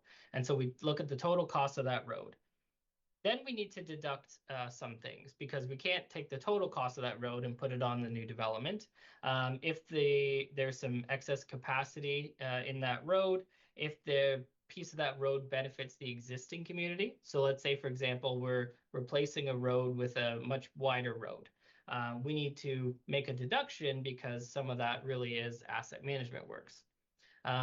If we're going to receive any grants, subsidies, or other contributions, we also need to deduct that from the total cost. And so what we're left with is the net costs that are associated with the new development. And then there's a number of different ways in which you can impose the charge or calculate the charge. But we take those net costs and we either divide it by the area of development to have a charge based on, let's say, a hectare, or we can divide it by the amount of development and let's say the amount of units and have a charge per unit. Next slide, please. And so now what I'll talk about, so that's generally development charges and some considerations. So based on that, I'll talk about what we've put into the draft framework document that we've put together and as we're working with the city. And so when we look at that hierarchy of cost recovery, it's similar to what you currently do. You would anticipate anything that would normally be a developer cost, as it is today, that would still be a developer cost. But rather than rely on cost sharing arrangements or funding from the city, we would then consider area development charges. Okay, and so we'd utilize that when the infrastructure benefits a broader area and multiple developing landowners. Next slide, please. And sorry, I will add that city-wide development charges, although they could be implemented, were not contemplated yet at this time, but they could be contemplated in the future. If there was infrastructure that benefited the city as a whole, you could look to recover that on all development in the city. But right now, we're just looking at mimicking your existing practice in that if infrastructure benefits a broader area of development, then development charges would apply in that area.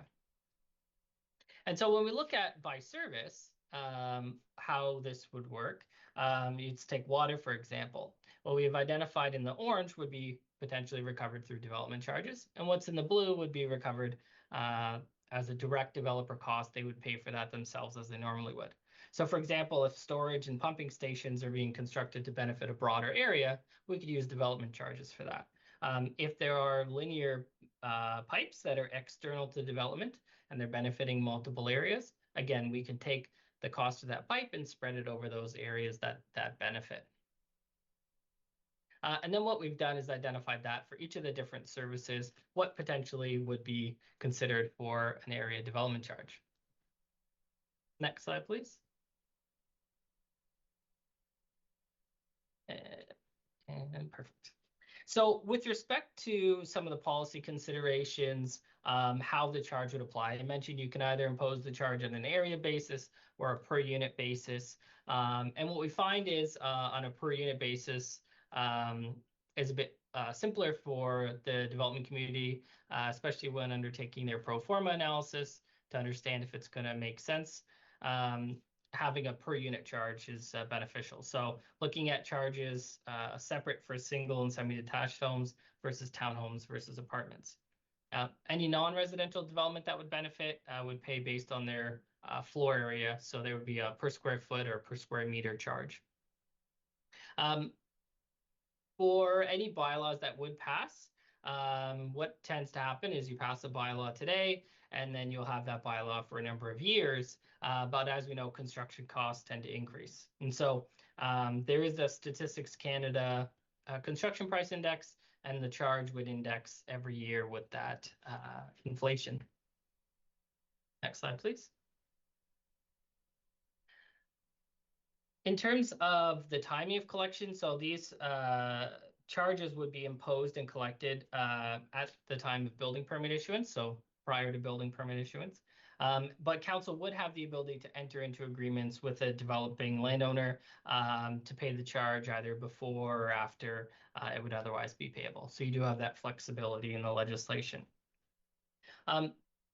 If a development charge bylaw was passed, then a reserve fund would be established for that project. And so if you have a road project, then you would establish a reserve fund for that. The development charges you would collect would go into that reserve fund, and it could only be used on the projects for which it was collected. So roads, it would be specific for roads that would benefit the new development. Next slide, please. And so the regulations require meaningful development. And so as part of the policy framework, the principles framework, what we've established is that consultation would be undertaken directly with stakeholders on any potential future development charge bylaws. And we would consult on the calculation of the charge and explain how that works and what the benefiting area is. We'd then also hold a public hearing to allow the public and council a chance to ask and answer any questions. And then as part of that process, we look to answer those questions and revise any potential development charge bylaw or background study that would be presented. Next slide, please. And so we had an initial meeting with the development community to explain the framework and the broader intent of this process. And so there was 10 representatives from the development community, some in person, some online. And there's some general feedback we heard. And so, you know, that cost of development is already high, that DCs won't assist in providing affordable housing, that they want to ensure development charge revenue is utilized only for new assets and not for existing assets, and that they noted that new development provides additional tax revenues, and that should be factored into the analysis. And generally, I think, you know, this is something we hear across the country, especially now with the cost of development increasing. But what we find is development charges generally, especially in New Brunswick, tend to be rather low. And so, for example, in Moncton, the most recent development charge bylaw that was passed, the charges per apartment were about $1,500. Charge per townhouse was about $3,000. And so it really depends on the infrastructure that's required and the amount of development that requires that infrastructure. It all comes back to, if we have infrastructure required to support growth and development, should that development pay for that infrastructure? With respect to the fact that new development provides additional tax revenues, I agree. New development does provide additional tax revenues, but generally that it tends to pay for itself, right? You have new development, they get new tax revenues, but you also have additional operating costs to accommodate that new development. And so generally what we see is municipalities across the country implementing these types of development charges so that they can fund the infrastructure that's required. Because although you do get additional tax revenue, you have an additional asset that now becomes your liability as well. And so some just general feedback in response to some of those comments that we heard. Next slide, please. And so again, this is just introducing the framework document. Should council proceed and approve the framework document, no development charges would be imposed. A subsequent process would need to be started. a presentation of the background report and the calculations would be provided, would require consultation with the development community, a public hearing, and the presentation of a bylaw for council's consideration. And so from here, what we're looking is to finalize the principles framework in December, bring that forward to council in the first quarter of 2026 for potential adoption of the framework in the first quarter. With that, that concludes my presentation. Happy to answer any questions. Thank you. First of all, thank you for your patience. Jean-Marc, Councillor Brideau, excuse me. Merci, Monsieur le Maire. Thank you, Your Worship. I have a question.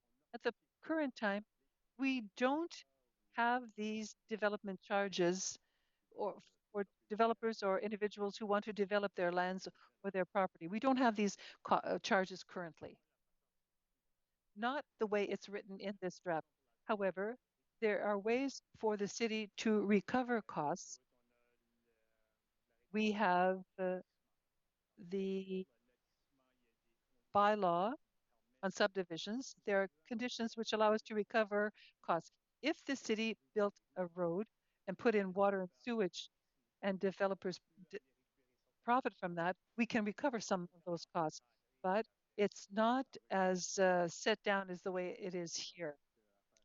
Shama, on page 34, a comment which was mentioned to the effect that this project isn't going to encourage developers to build more affordable housing. But at the present time, we have no developers, as far as I know, who are doing any affordable housing developments. So this was an aside that I found a little strange. That's it. Thank you. Councillor Godbout. Thank you, Worship.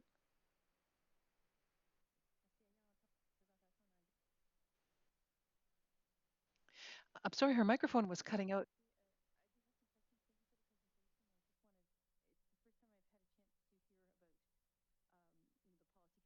That we can have around these developmental charges. It's not something that we've talked a lot about necessarily around this table. So I apologize if my questions are fairly, I think, fundamental and not very complicated, but I do want to make sure I understand. So on the eligibility for credits that would be available here if we did have development charges in place, when you put them in place, would you normally see in municipalities that they could offer maybe a credit or a reduction in the development charges based on the type of residential unit? So can you use that as a method for favoring certain developments versus others? Yes, so through the chair, that is pretty common. You know, you can provide exemptions from the charge, you can provide discounts from the charges, or one of the ways that we've tend to set up the calculations is to have the charges basically stratified based on the type of unit. So single detached units versus townhomes versus apartments, where the charge is actually based on the number of people in those units. And so we get the data from Statistics Canada.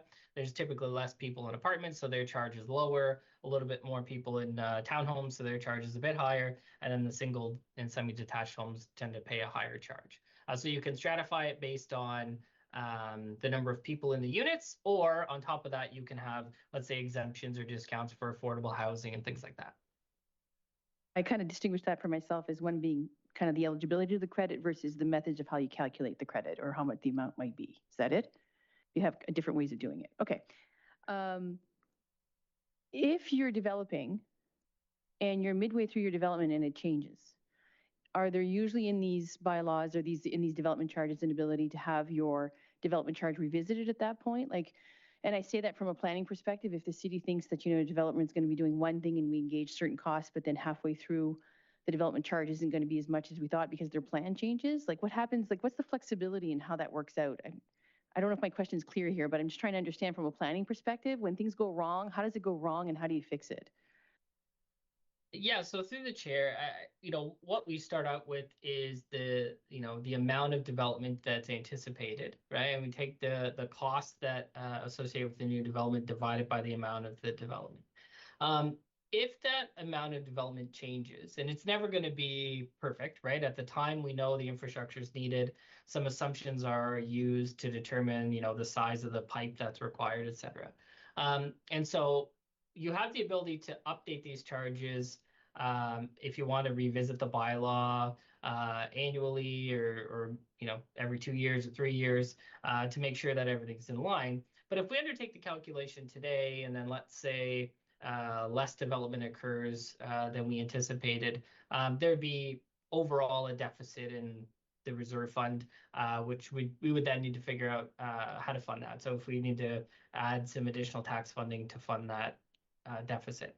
If we, at the time of the plans, then development proceeds and there's more development that's there than anticipated, and we don't need any additional infrastructure, then there would potentially be a surplus in the reserve fund for that project, which could then, again, through the policy, we could apply that to future growth-related projects of similar type of service, right? So, for example, if it's a road and we end up with a little bit more money in the reserve fund than we needed, then we can take that money and apply it to the next development charge area that includes a road, for example.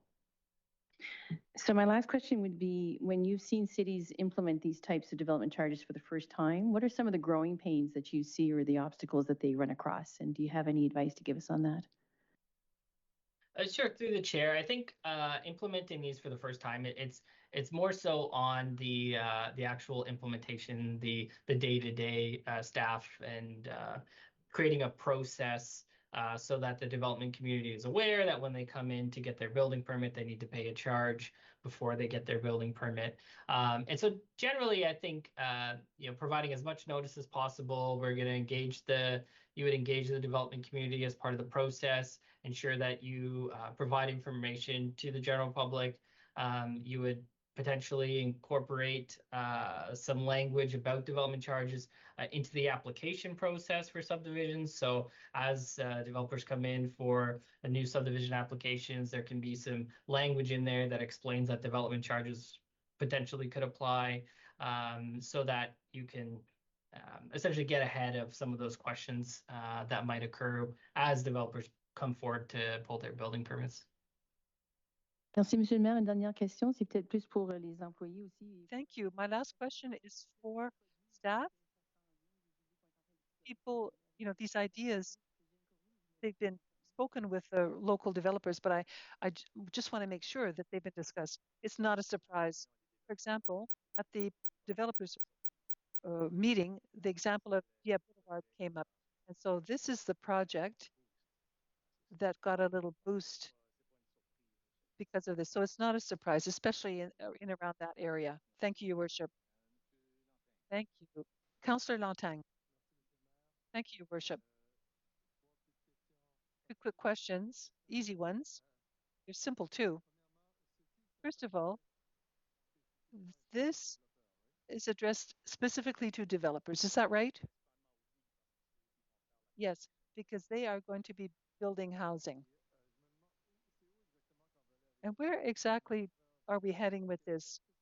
So is it the fact that developers aren't necessarily paying for what they should be today, or is it to better create a framework?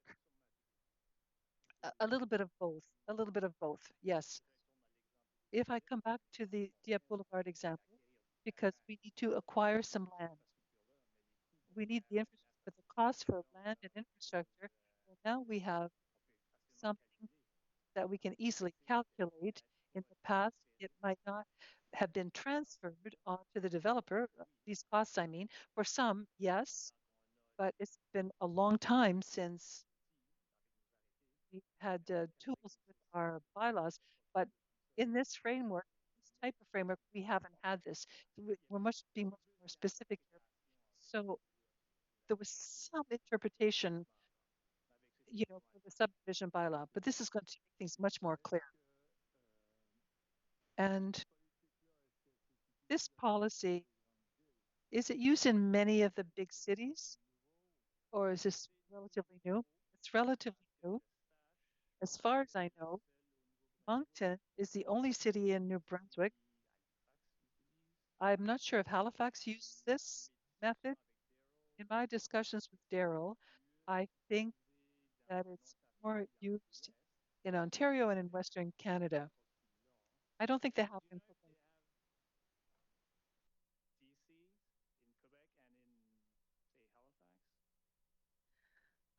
Yeah, so through the chair, they in Halifax for sure. I know that Halifax does have them for their water development charges. In Quebec, I think they are they're not called development charges, but they do have some form of capital charges. These are used in Saskatchewan, they're used in Alberta, they're used in BC, Ontario. And there are a couple other municipalities in New Brunswick that are looking at them as well. OK. Mon dernier point, c'est ça, c'est que My last point is this one. Often, to attract investors or businesses or other developments, we need some incentives. And my fear is that if we go ahead with this, and, and I'm not bringing any judgment to this, I'm either coming down on one side or the other of this matter, but are we risking making Dieppe less attractive to developers to come and do major developments, maybe not in subdivisions? Is this a calculated risk? Could it be harmful? Because we've seen the concerns expressed.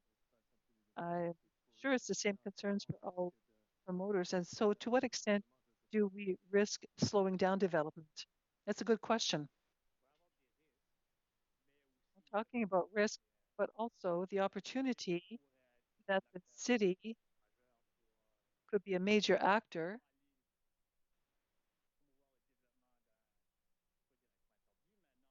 in developing something that would be more difficult to develop.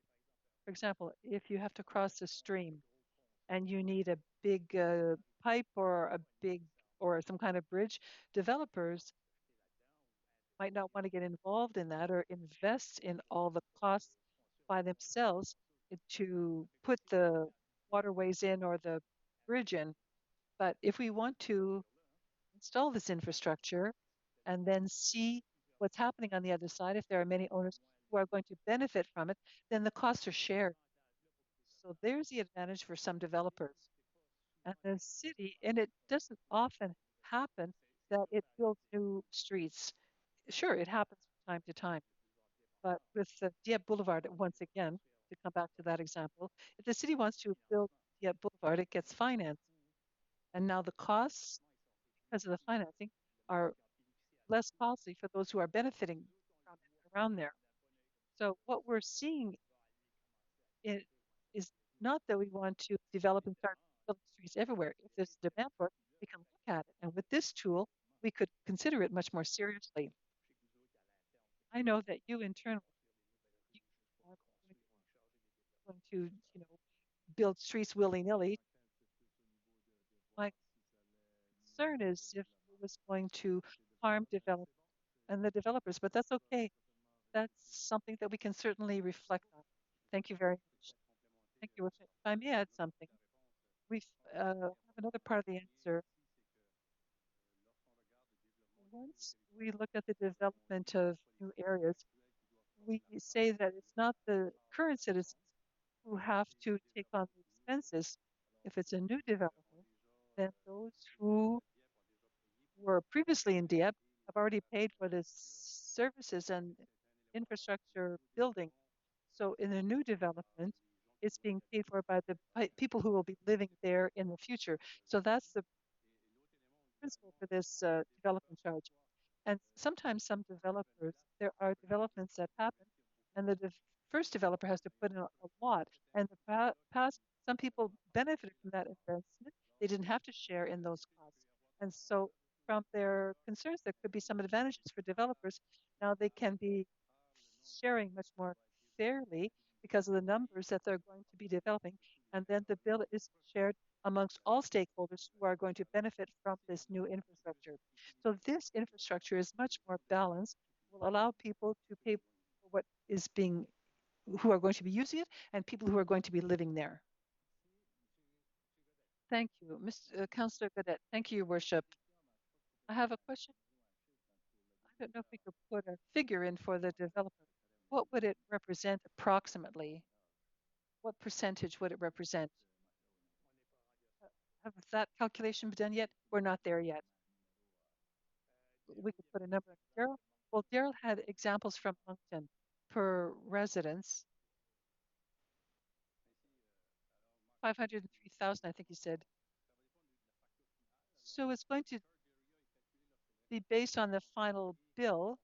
So once the infrastructure is in, we know the total amount of the investment, and then you calculate it for development charges.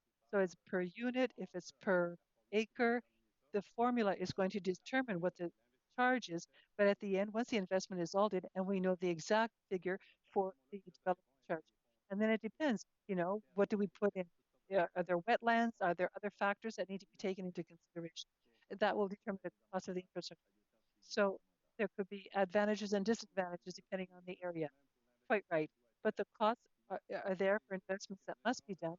And I know there's a mention of affordable housing, but the city is considering having an incentive program for affordable housing. So if you have a development charge, but if you're doing development charge, then you're going to have an incentive that you're eligible for. So this is going to balance things out. It's not going to disadvantage those who want to invest in affordable housing. It's a priority for the municipality. So on the one hand, there are investments and there are incentives that are directed toward the priorities of the city. Thank you. That explains things quite a bit better.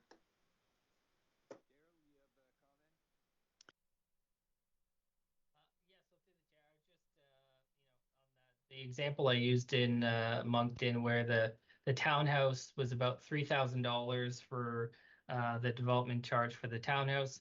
Just looking at some new builds in Dieppe, there's some row houses for over 300,000. So if the charge was $3,000, represents less than 1% of the house price.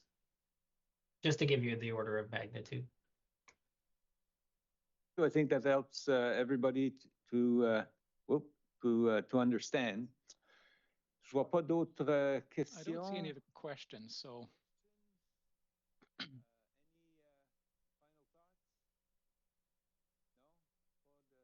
Rien du tout. Thank you for your patience, number one, and much appreciated. Thank you very much. Thank you very much. Bonsoir. Thank you, Daryl. Merci au conseil, Monsieur le maire.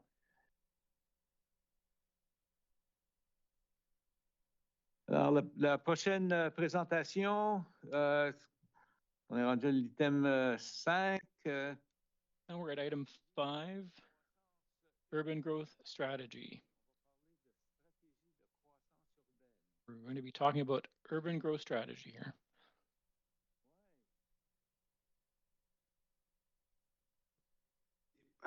Donc, bonsoir, Monsieur le Maire. Good evening, Your Worship, councillors. I'm with a guest as well. As you can see, Paul Deck. He is Paul is going to be doing the first presentation. The slides will be in French, but Paul will be presenting in English. We had a workshop in March, and we've done a lot of work since then.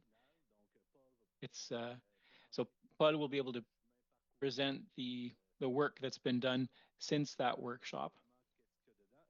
And he'll be able to talk about what's in the document. And then I have another presentation that will make the connection between this document and the strategic plan.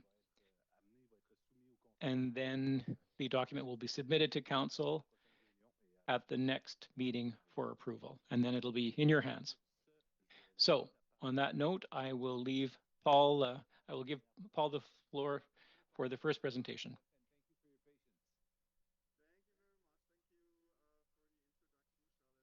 And good evening to everyone. I hope everyone can hear me well.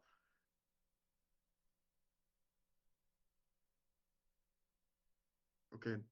I hope I'm being heard well in the hall, because I know there were some technical difficulties beforehand. So Charles-Éric, whenever you're ready to start the presentation, just go ahead with the slides.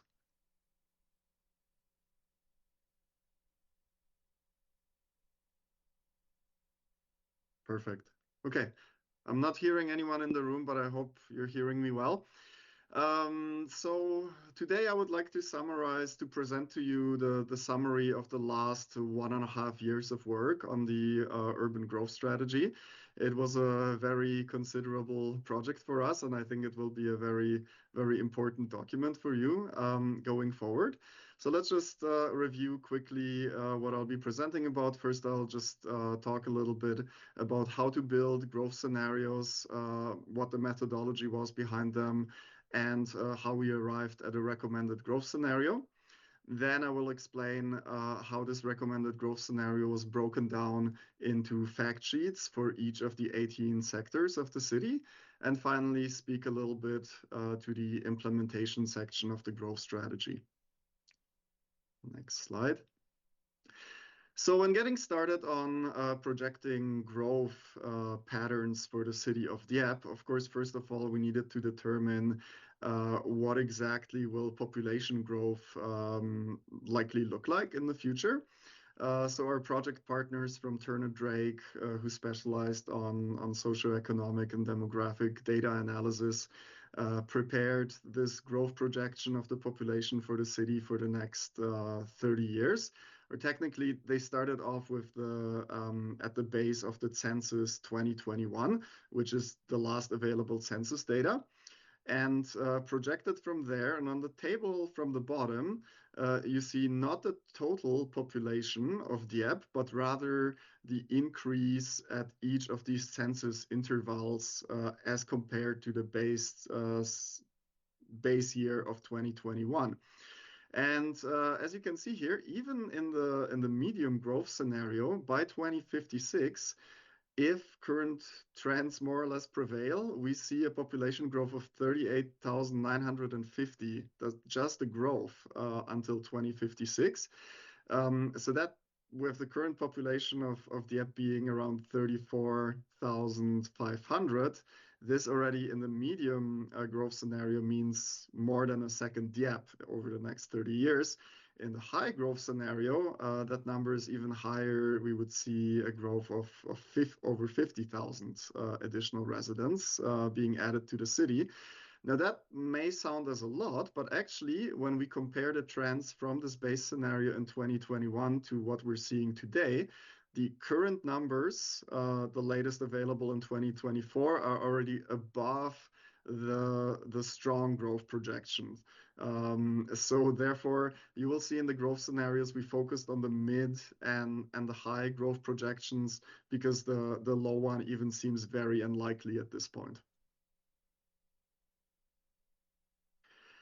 And these are the growth scenarios that we initially prepared based on the medium population growth projection. And of course, the projection or the projected land mass that is to be consumed by the city growth depends very much on the type of growth. So on the left side, we see a more compact growth model that utilizes sample blocks, so existing blocks of development in the city that are of a higher density, often mixed use kind of character. While on the right-hand side, you see a scenario that utilizes sample blocks that are more low density, where they're functionally separate, residential from commercial, and use more of a suburban type of development. So unsurprisingly, this sprawling type of scenario with the same amount of population that being added to the city consumes more area. On the left side, largely the area around Dieppe Boulevard extension is sufficient as for pure greenfield development that is being added to the city, while on the right-hand side, you would need to add areas around Dover Road, for instance, or go further into Greater Lakeburn. Now, for the medium growth, for the high growth population projection, the pattern is very similar. So here we're adding over 50,000 of new residents to the city. So either way, that is quite a significant increase in urban area. However, in the compact version, we drafted a scenario that largely is contained around Dieppe Boulevard, the Dieppe Boulevard extension, a little bit around Dover Road, and a little bit kind of in the segment between Greater Lakeburn and the airport. In the sprawling approach to urban growth, in order to accommodate the same quantity of added residents, you would need to expand into Painsack and Melanson settlement, so really get close to the Trans-Canada Highway in order to absorb that kind of population growth over the next 30 years. So next slide, please. So because we used these sample blocks from the city, and this will look familiar to you if you attended the workshop on urban growth that we had with some heads of departments and council in March. Since we used these sample blocks, we were able to create a growth model that readily prepares all kinds of numbers and statistics that are related to these different growth scenarios. And so the first two columns here relate to the medium population growth projections. The two on the right relate to the high population growth projections. And in each case, clearly there is more land area that is being consumed by urban growth. So in the sprawling scenario, for the medium population projection, it's an added 231 hectares, while for the high population projection, it would be an added 360 hectares that are being consumed in the sprawling growth scenario. Now, the model also delivers on some data about presumable land assessments and tax revenues. And you can actually see that for the sprawling scenario, the tax revenues are slightly higher than in the compact version, because of course, as we have larger properties, potentially larger homes, the per capita kind of tax burden is typically higher in those cases. However, for the city, that's not necessarily a good deal, because if you only consider one type of cost, which is the lengths of roads that are being added to the system, only that one type of cost already very much changes the overall calculation and the financial image of these types of growth. So we just heard a presentation about development charges, which mostly focus on a one-time financial contribution to create new municipal infrastructure. However, once that infrastructure is created, the municipality is also indefinitely responsible to maintain these assets, and also at the end of their lifespan, they need to be replaced. So when we considered those costs in the model for just the added kilometers to the road network already show that the compact growth scenarios save over the course of 30 years several $1 million to the city. Now, that is really only just one type of cost that is easy to calculate, because the road maintenance costs are available in municipal budgets. But this doesn't, for instance, consider other costs, such as the maintenance of the water and sewer networks. It doesn't include cost for transit being more spread out and more difficult to service and more expensive, fire protection covering a larger area. All these kind of costs, garbage collection, are not even considered in here. And of course, what's also not considered is the cost to the individual, for instance, for having to own an extra car in the household because the areas aren't walkable and those kind of things. So we presented these numbers at the workshop back in March. And on the next slide, we can review that, not only did we present these costs, and the costs are one consideration in this overall framework, but what's also important is the values of the community in the overall context. And about 1 year ago exactly, we were running the public engagement on the urban growth strategy with some in-person events in City Hall as well. And the 5 main principles that we identified from conversations with the public were those of balanced growth, meaning to grow in a manner that, yes, accepts additional residents, but also maintains the quality of life for everyone. A type of growth that provides for diversity of housing options, a type of growth that diversifies and increases the options for transportation in the city, that makes prudent use of natural assets and protects those as far as possible, and to have a community that has a vibrant community life with a lot of culture, with a lot of opportunity for people to gather. So those guiding principles were also taken into account when we were presenting those draft growth scenarios at the workshop.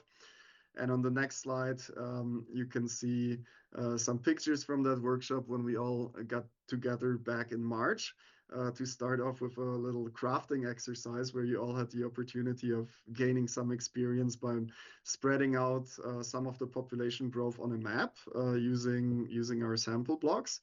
And then following that, you were giving us feedback by scoring the various growth scenarios against those guiding principles that I've just presented. And as a result of that whole exercise, we've taken your feedback, and on the next slide, you can see the final recommended growth scenario that we have arrived at. What we really considered here, we saw that in that workshop, you scored the compact scenarios higher on mobility options, on balanced growth, and also on community life. You expected better outcomes. You have given us some feedback that we should consider a wider range of housing options. So not only go medium to high density, but also in terms of diversity of housing options, consider some lower density development as well. And what also went into this final map was some added knowledge and conversations with staff going back and forth that informed us about some developments that were approved in the meantime and had to be considered in that model as well, which shrank the overall footprint a little farther. And so we arrived at this final recommended growth scenario, which shows in blue residential densities and potential to add them into specific areas. Red areas of the map show commercial development, and where they both overlap in mixed use areas, you see a purple color on the map. And this model is based also on detailed sample blocks, but we chose this visualization that shows this a bit more as a heat map, where it's not necessarily pointing to individual properties, but still clearly showing the vision for where Dieppe can grow and how much area is needed in order to accommodate the population growth by 2056. Next slide. Now this map as a whole, with the entire growth scenario, is by itself a good first step for an overview, but it is not very helpful for day-to-day operations, for decisions about individual plans or individual rezonings and so on. So in order to give staff a tool that they could use on a daily basis when working with the growth strategy, we have divided the city. The city was already divided into these 18 sectors that various cities departments have been working with. But we have broken down the growth strategy, the growth strategies recommended growth scenarios into these 18 sectors. And for each of them, based on the GIS data that are behind the recommended growth scenario, we broke it down to population targets, density targets, commercial density targets, percentage of land that is recommended to be owned by the municipality to provide it for the public good. Also some transportation targets, and as soon as the forestation plan for the city is complete, the tree cover targets will also be included in these fact sheets. And on the next slide, you can see that some of the sectors of the city that expect particularly strong growth pressures, accommodation of a lot of added density. For those, we have broken down the area even further and marked opportunity areas on the map, for which we recommend certain development policies that in future planning documents should be included in order to guide the development in the area. And finally, the last slides will give you an overview of the implementation section of the growth strategy. So all these growth areas that are showing on the recommended growth scenario, they all have naturally infrastructure implications. So our project partners from Englobe have done some high-level engineering analysis to come up with recommendations for water, wastewater, and stormwater systems, and also for the transportation network on what would be the main high-level projects in order to adapt the city's infrastructure plan to the targets of the growth strategy. And more so on a policy level on the next slide, we see the main projects that the strategy recommends in order to implement the principles of the recommended growth scenario. Of course, on top of all of that will be a soon upcoming review of the planning documents of the city. So the municipal development plan and zoning bylaw will have to be at some point reviewed to make sure that the zoning permits for the development to happen in a manner that is consistent with the growth strategy. Also, to look at a stronger integration of transportation and land uses, some regard to the latest transit plan to make sure that those areas along transit lines are appropriately upzoned, and so on. So those will be all very vital projects for the city. Also, what's really important and what came out strongly in the public engagement on this project is that growth, yes, it's something that's welcome if it looks good, if the urban form is maintained in a way that those are high quality, eye-pleasing, nice urban environments. So there are several urban design related studies that the growth strategy recommends, specifically to look at certain corridors and their urban design characteristics, as well as the creation of a committee dedicated to creating public spaces. There are some recommendations that affect other planning documents of the city or planning related documents of the city, such as the management of green spaces, policies related to transportation in general, fire protection, and we just heard the presentation about development charges. Those are also an important tool to steer growth in the right way, as well as an update of the water and sewer master plans, which is still due, and I think partially already in the works. So that concludes the overview. Thank you for your attention, and Charles-Éric and I will be open to questions. Je ne sais pas si ce serait mieux que je fasse ma présentation avant de passer aux questions. Maybe I should do my presentation before we go to questions there.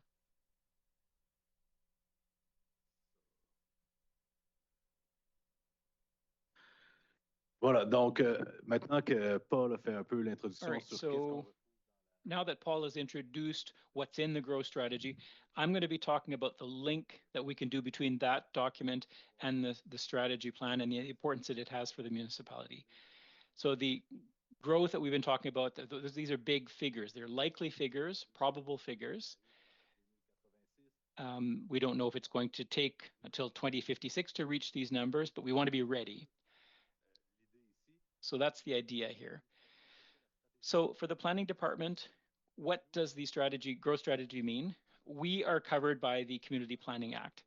We're covered by the bylaws, pardon, and the growth strategy is a document that's not legislative in nature, but it's information that we can use. So to start reviewing the municipal plan for 2027, the growth strategy is not something that will change things overnight, but it'll allow us to have a tool for decision making. It will guide us when we come to review the municipal plan. In terms of the municipality, the strategy plane is a link between the urban growth strategy and the various municipal master plans. So it helps us to plan and distribute growth throughout the municipality. It can it help us with various master plans. We can think, okay, this is the growth that we can expect to see. So it allows us to have it's a decision-making tool to help us project ourselves into the future. And we're talking a long-term plan, 2056. So it'll allow us to ensure consistency as well between the various master plans in light of projected growth. Now, in terms of the issues that have been identified in the strategic plan, we're talking about the offer and demand in terms of housing, wetlands, and the pressure, the ability of systems to and active transportation. So the urban growth strategy was identified as something that the city wanted to commit to.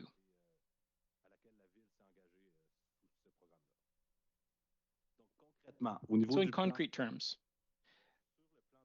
so under objective 1.2.1 of the strategic plan's action plan, one of the targets is to have completed the urban growth strategy by the end of 2025. So we're at the end of 2025, and so the urban growth strategy supports the strategic plan's strategy. So there's where there's a link with promoting the economic and territorial development of the municipality, guiding densification and mixed-use development in targeted areas of the territory, enhancing green spaces and natural environments. In terms of a dynamic, accessible, and inclusive Dieppe, we can see a link with meeting the needs of the community by offering a variety of housing options in high-quality living environments, developing sustainable mobility infrastructure and services, and continuing to develop the city center and exploit its potential. And in turn, under Dieppe efficient and committed city, ensuring the city's internal organizational capacity and promoting continuous improvement, change management, and efficient resource management. So there are lots of links or connections that are in line with the strategic plan. So by identifying anticipated population, housing, and employment growth, and the spatial distribution within the municipality, the urban growth strategy makes it possible to identify sectors with strong future growth potential, growth potential, in order to anticipate potential dynamics that could develop in the region. So along Dieppe Boulevard, we might think, okay, so we might have to look at increasing bus frequency on that line. If we think that the industrial park is going to develop in such and such a way, it'll help us anticipate the traffic that'll be headed in that direction. So it shows us how the different aspects of the impacts on the territory. It allows us to set targets over a 30-year horizon. So, for example, if we talk about transit coverage, it allows us to, it's like a northern star and helps to guide us in our planning. And based on it allows us to plan based on the various characteristics of each sector as well. So what's needed in the downtown area may not be what applies to Greater Lakeburn. The context is different. So we have targets that are adapted to each sector. It also allows us to forecast the different potentials of sectors identified within the municipality. So here in this sector, what we see is, so north of Champlain Street, there's a low residential area, so there won't be a lot of change. The wetlands. So it gives us a broad overview of that sector and guides us with respect to what we need for each sector. It allows us to respect the existing built environment, to implement a high quality urban design, and to be respectful in the development transitions.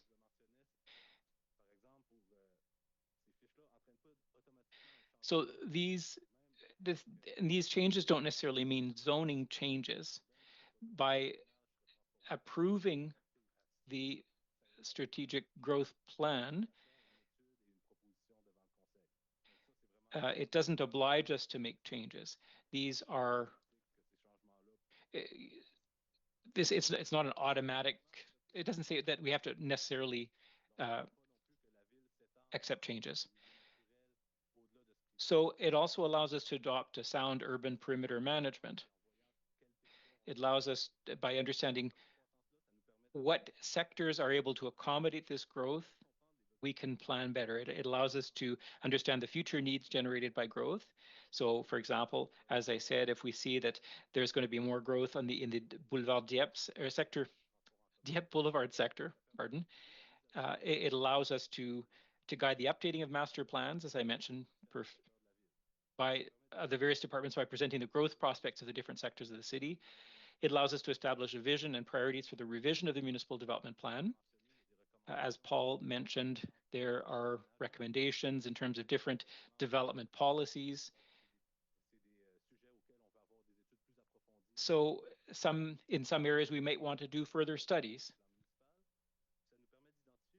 And it also allows us to identify areas that may require further consideration or more specific studies. So, for example, one of the examples in the document deals with the Amiro Street. We see it's a major artery. There's a certain densification pressure there, but Amiro Street has, we want to be able to develop respectfully in that area. So the document gives us an overview of the characteristics of each area and how we can look at densifying in that area while respecting the characteristics. With regard to the extension of Dieppe Boulevard, the urban growth strategy provides a clear understanding of future residential and commercial space needs and how to distribute them throughout the municipality. And it also allows us to take a thoughtful and responsible approach to opening up the territory. And then we can look at what we need in terms of density or expanding the perimeter of the city. It allows us to understand what we need to see in each area if we use that model. So basically, the strategy, again, it's not a legally binding document, but it allows us to project the municipality into the future by anticipating future dynamics in the territory, to establish a connection between the strategic plan, the upcoming revision of the municipal land use plan, and future revisions of master plans. It's based on statistical analysis and demographic forecasts, as well as consultation with the public, council, the workshop that we had, and various municipal departments.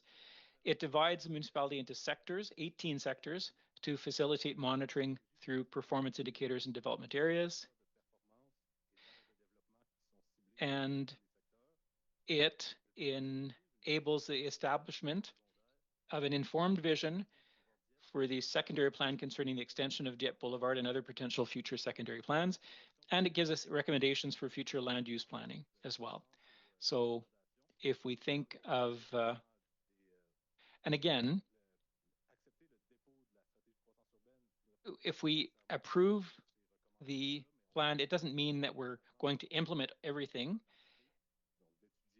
but it allows us to study these things and to consider gentle densification, the development of collector streets, and so forth. And it allows us as well to pay attention to qualitative aspects as well. So now we're at questions. Questions from councillors. Councillor Janet. Thank you, Your Worship. Thank you very much for the presentation. Here's my question. I have a question about key indicators. I see a willingness to make a connection with the other municipal plans and documents. But in terms of natural areas, I don't know if there's a connection to be made in the key indicators. Perhaps a percentage. Is there a percentage in the strategy that focuses on protected areas and natural areas, for example? Well, that's something that could be added. We don't see it here, but in terms of forest cover, there is a study that's currently underway. So we thought it was more up to that study to establish targets, and that's for a 10-year period. Here we're talking about 30 periods. We thought it might create confusion. So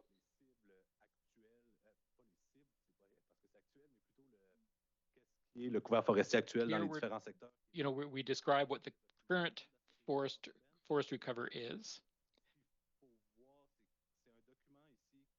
Another thing that's important is that this is a living document.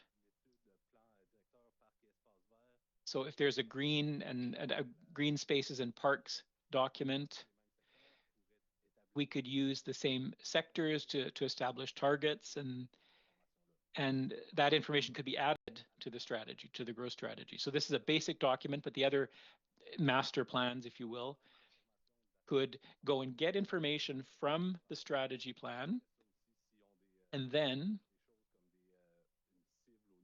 if they have targets in terms of green spaces, they could be added to those documents as well. If you were to look, and I hope I have the right figures, but the Canadian side is to conserve 30% of spaces. So I don't remember if we had established whether there was a protection target or if that's coming. But I imagine that by establishing this target, it's going to necessarily have an impact on urban growth strategy, because the strategy won't move ahead in the same way. If we say we have to conserve a certain number of green spaces, so the growth won't happen in the same way. Well, with regard to that, it's reflected in the files for sectors 17 and 18. There was CCNB9 that has started looking at the various ecological corridors and the extension of Dieppe Boulevard, and sector 18, which is below Amiro and Dover roads. So we already had this information, and we see it being reflected in the information about those sectors. It's more in the other presentation, I think. I can give you a, let me see if I can adjust that.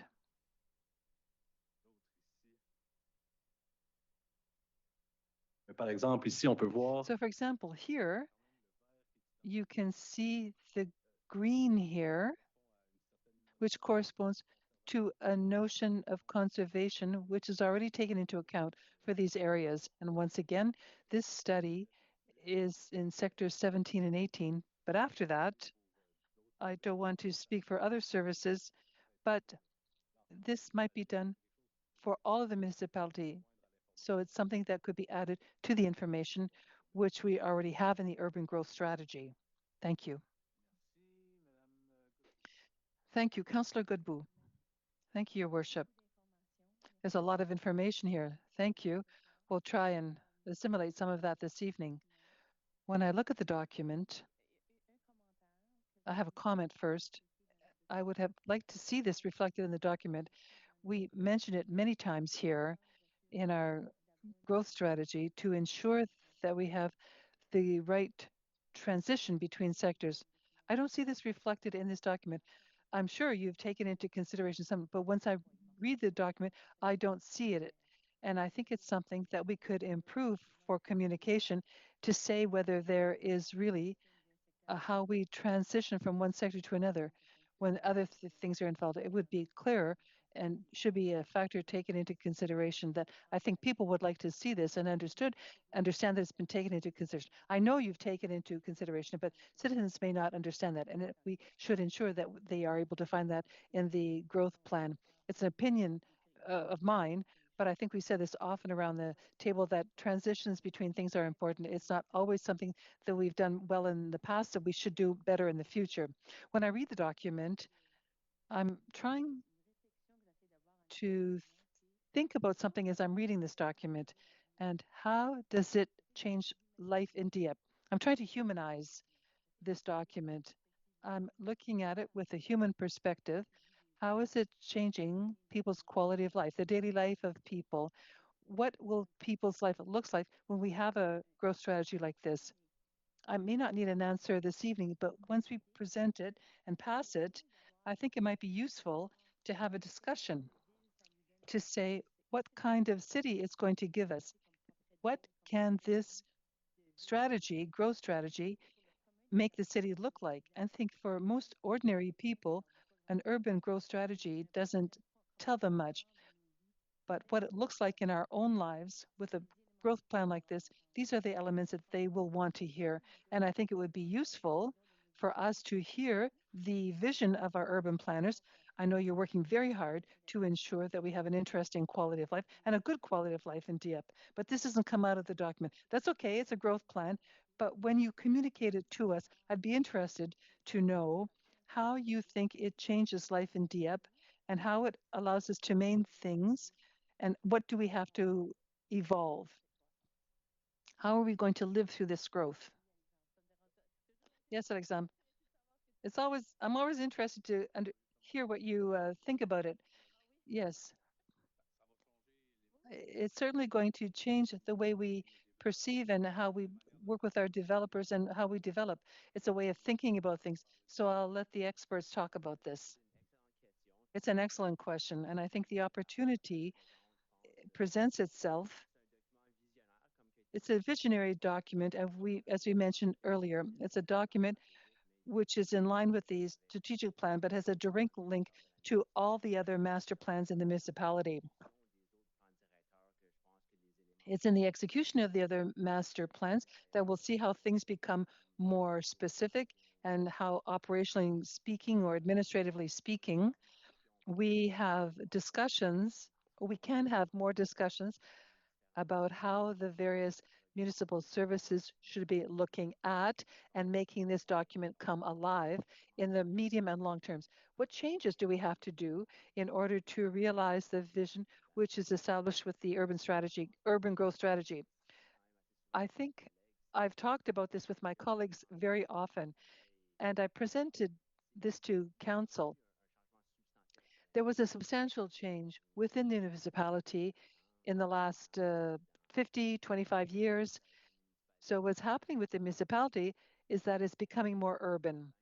The urban component can be examined in various optics. You can see it in New York and Paris. We're not there yet, but we're in an urban context where the municipality, with its urban growth strategy, makes us think that we should be looking at qualitative aspects of the built assets. When we talk about this, we talk about urban design. So how do the buildings have a relationship with the pedestrian? When we walk in the city center, do we have a feeling of belonging? Do we have a feeling of wanting to live, play within this built space?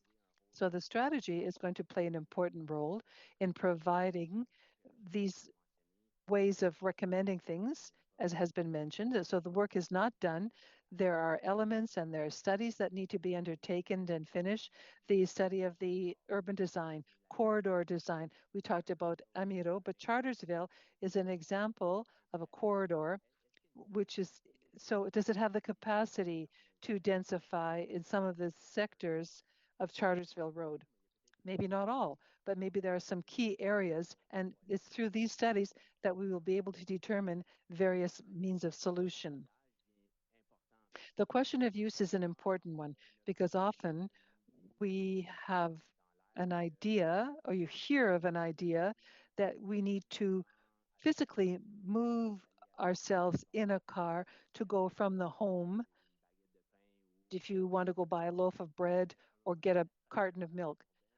But the urban growth strategy has identified or will identify some areas of the municipality where we should be introducing local businesses, local service businesses, so we can start minimizing these trips and have complete neighborhoods. You often hear about the 50-minute walking cities.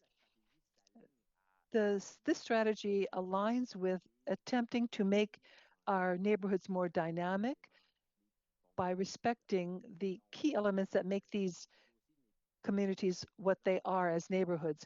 So it's being presented to you as a long-term document. This document provides information for population growth, but the work is going to be done with master plans from each service that are going to align with the growth projected within this strategy. I think you've touched on some of the things that we have inside the community. Is we're trying to do this with growth, but we also know it has an impact on the traditions we had in the past, the ways of living, the ways of doing things. I always give the example of people when we talked at this council about the amendments to do outdoor fires, and one of the comments, in order to have outdoor fires in winter and summer, it's not way of, you could do a small fire in the back of your house previously, but in an urban growth strategy like this idea is evolving and should evolve because all of a sudden it loses its place or its starting point as a way of thinking about things.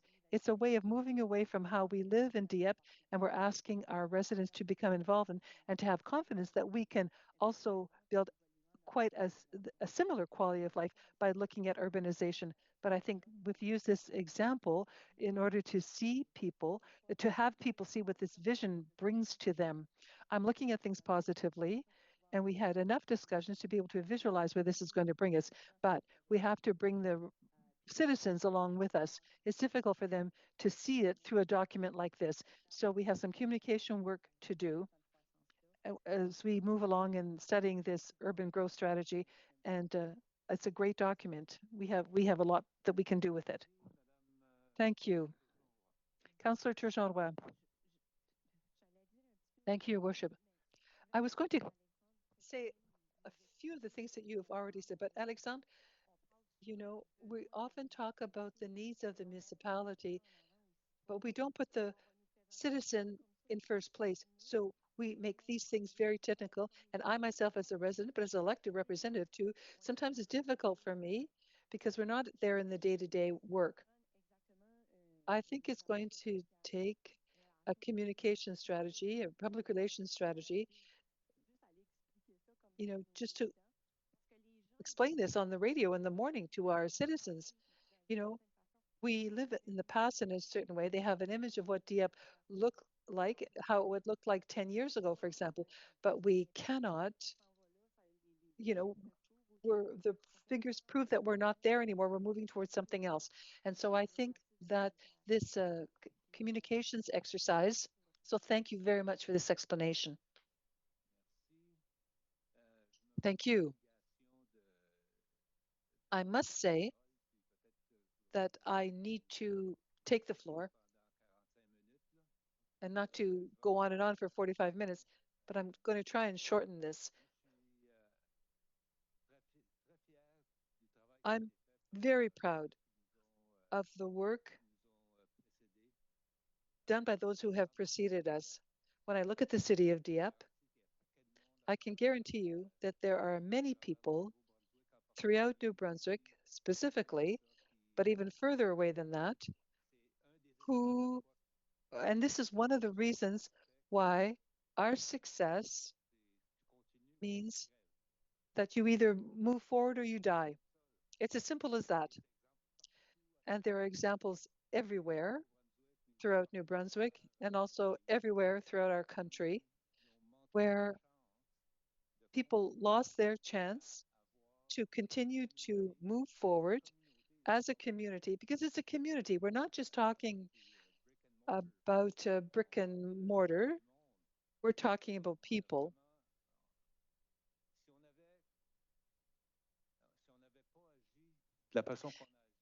And had we not acted the way we did over the past 10 or 12 years and done what we are doing, we wouldn't have the opportunity to do even better.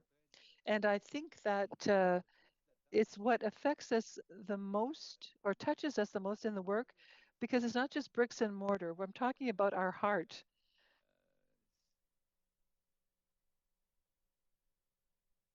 De ne pas agir We cannot act in a structural way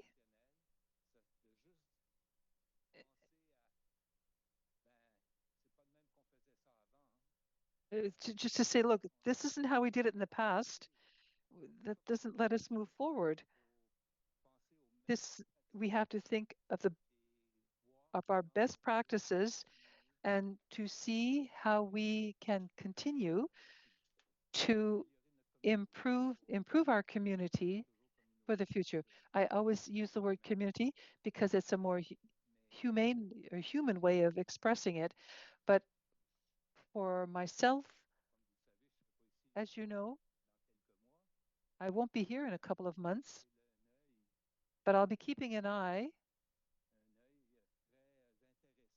a very interested eye on this file very specifically, because as I've said, if we don't move forward, or if you're backing up, then you're not looking where you're going, you're going to fall.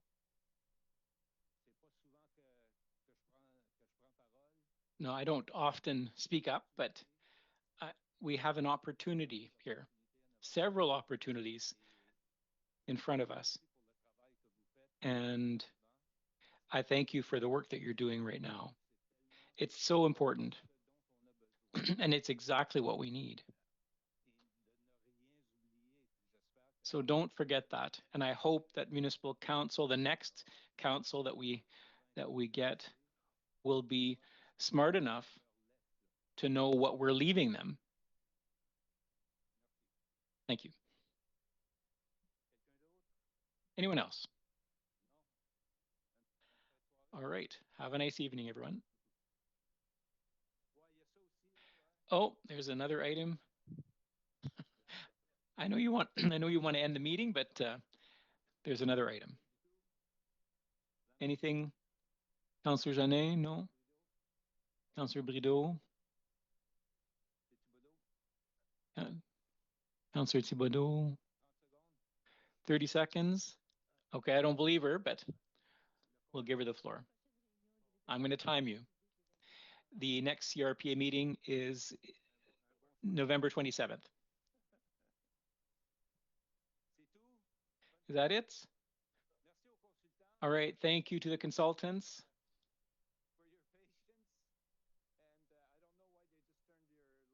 But you're dead.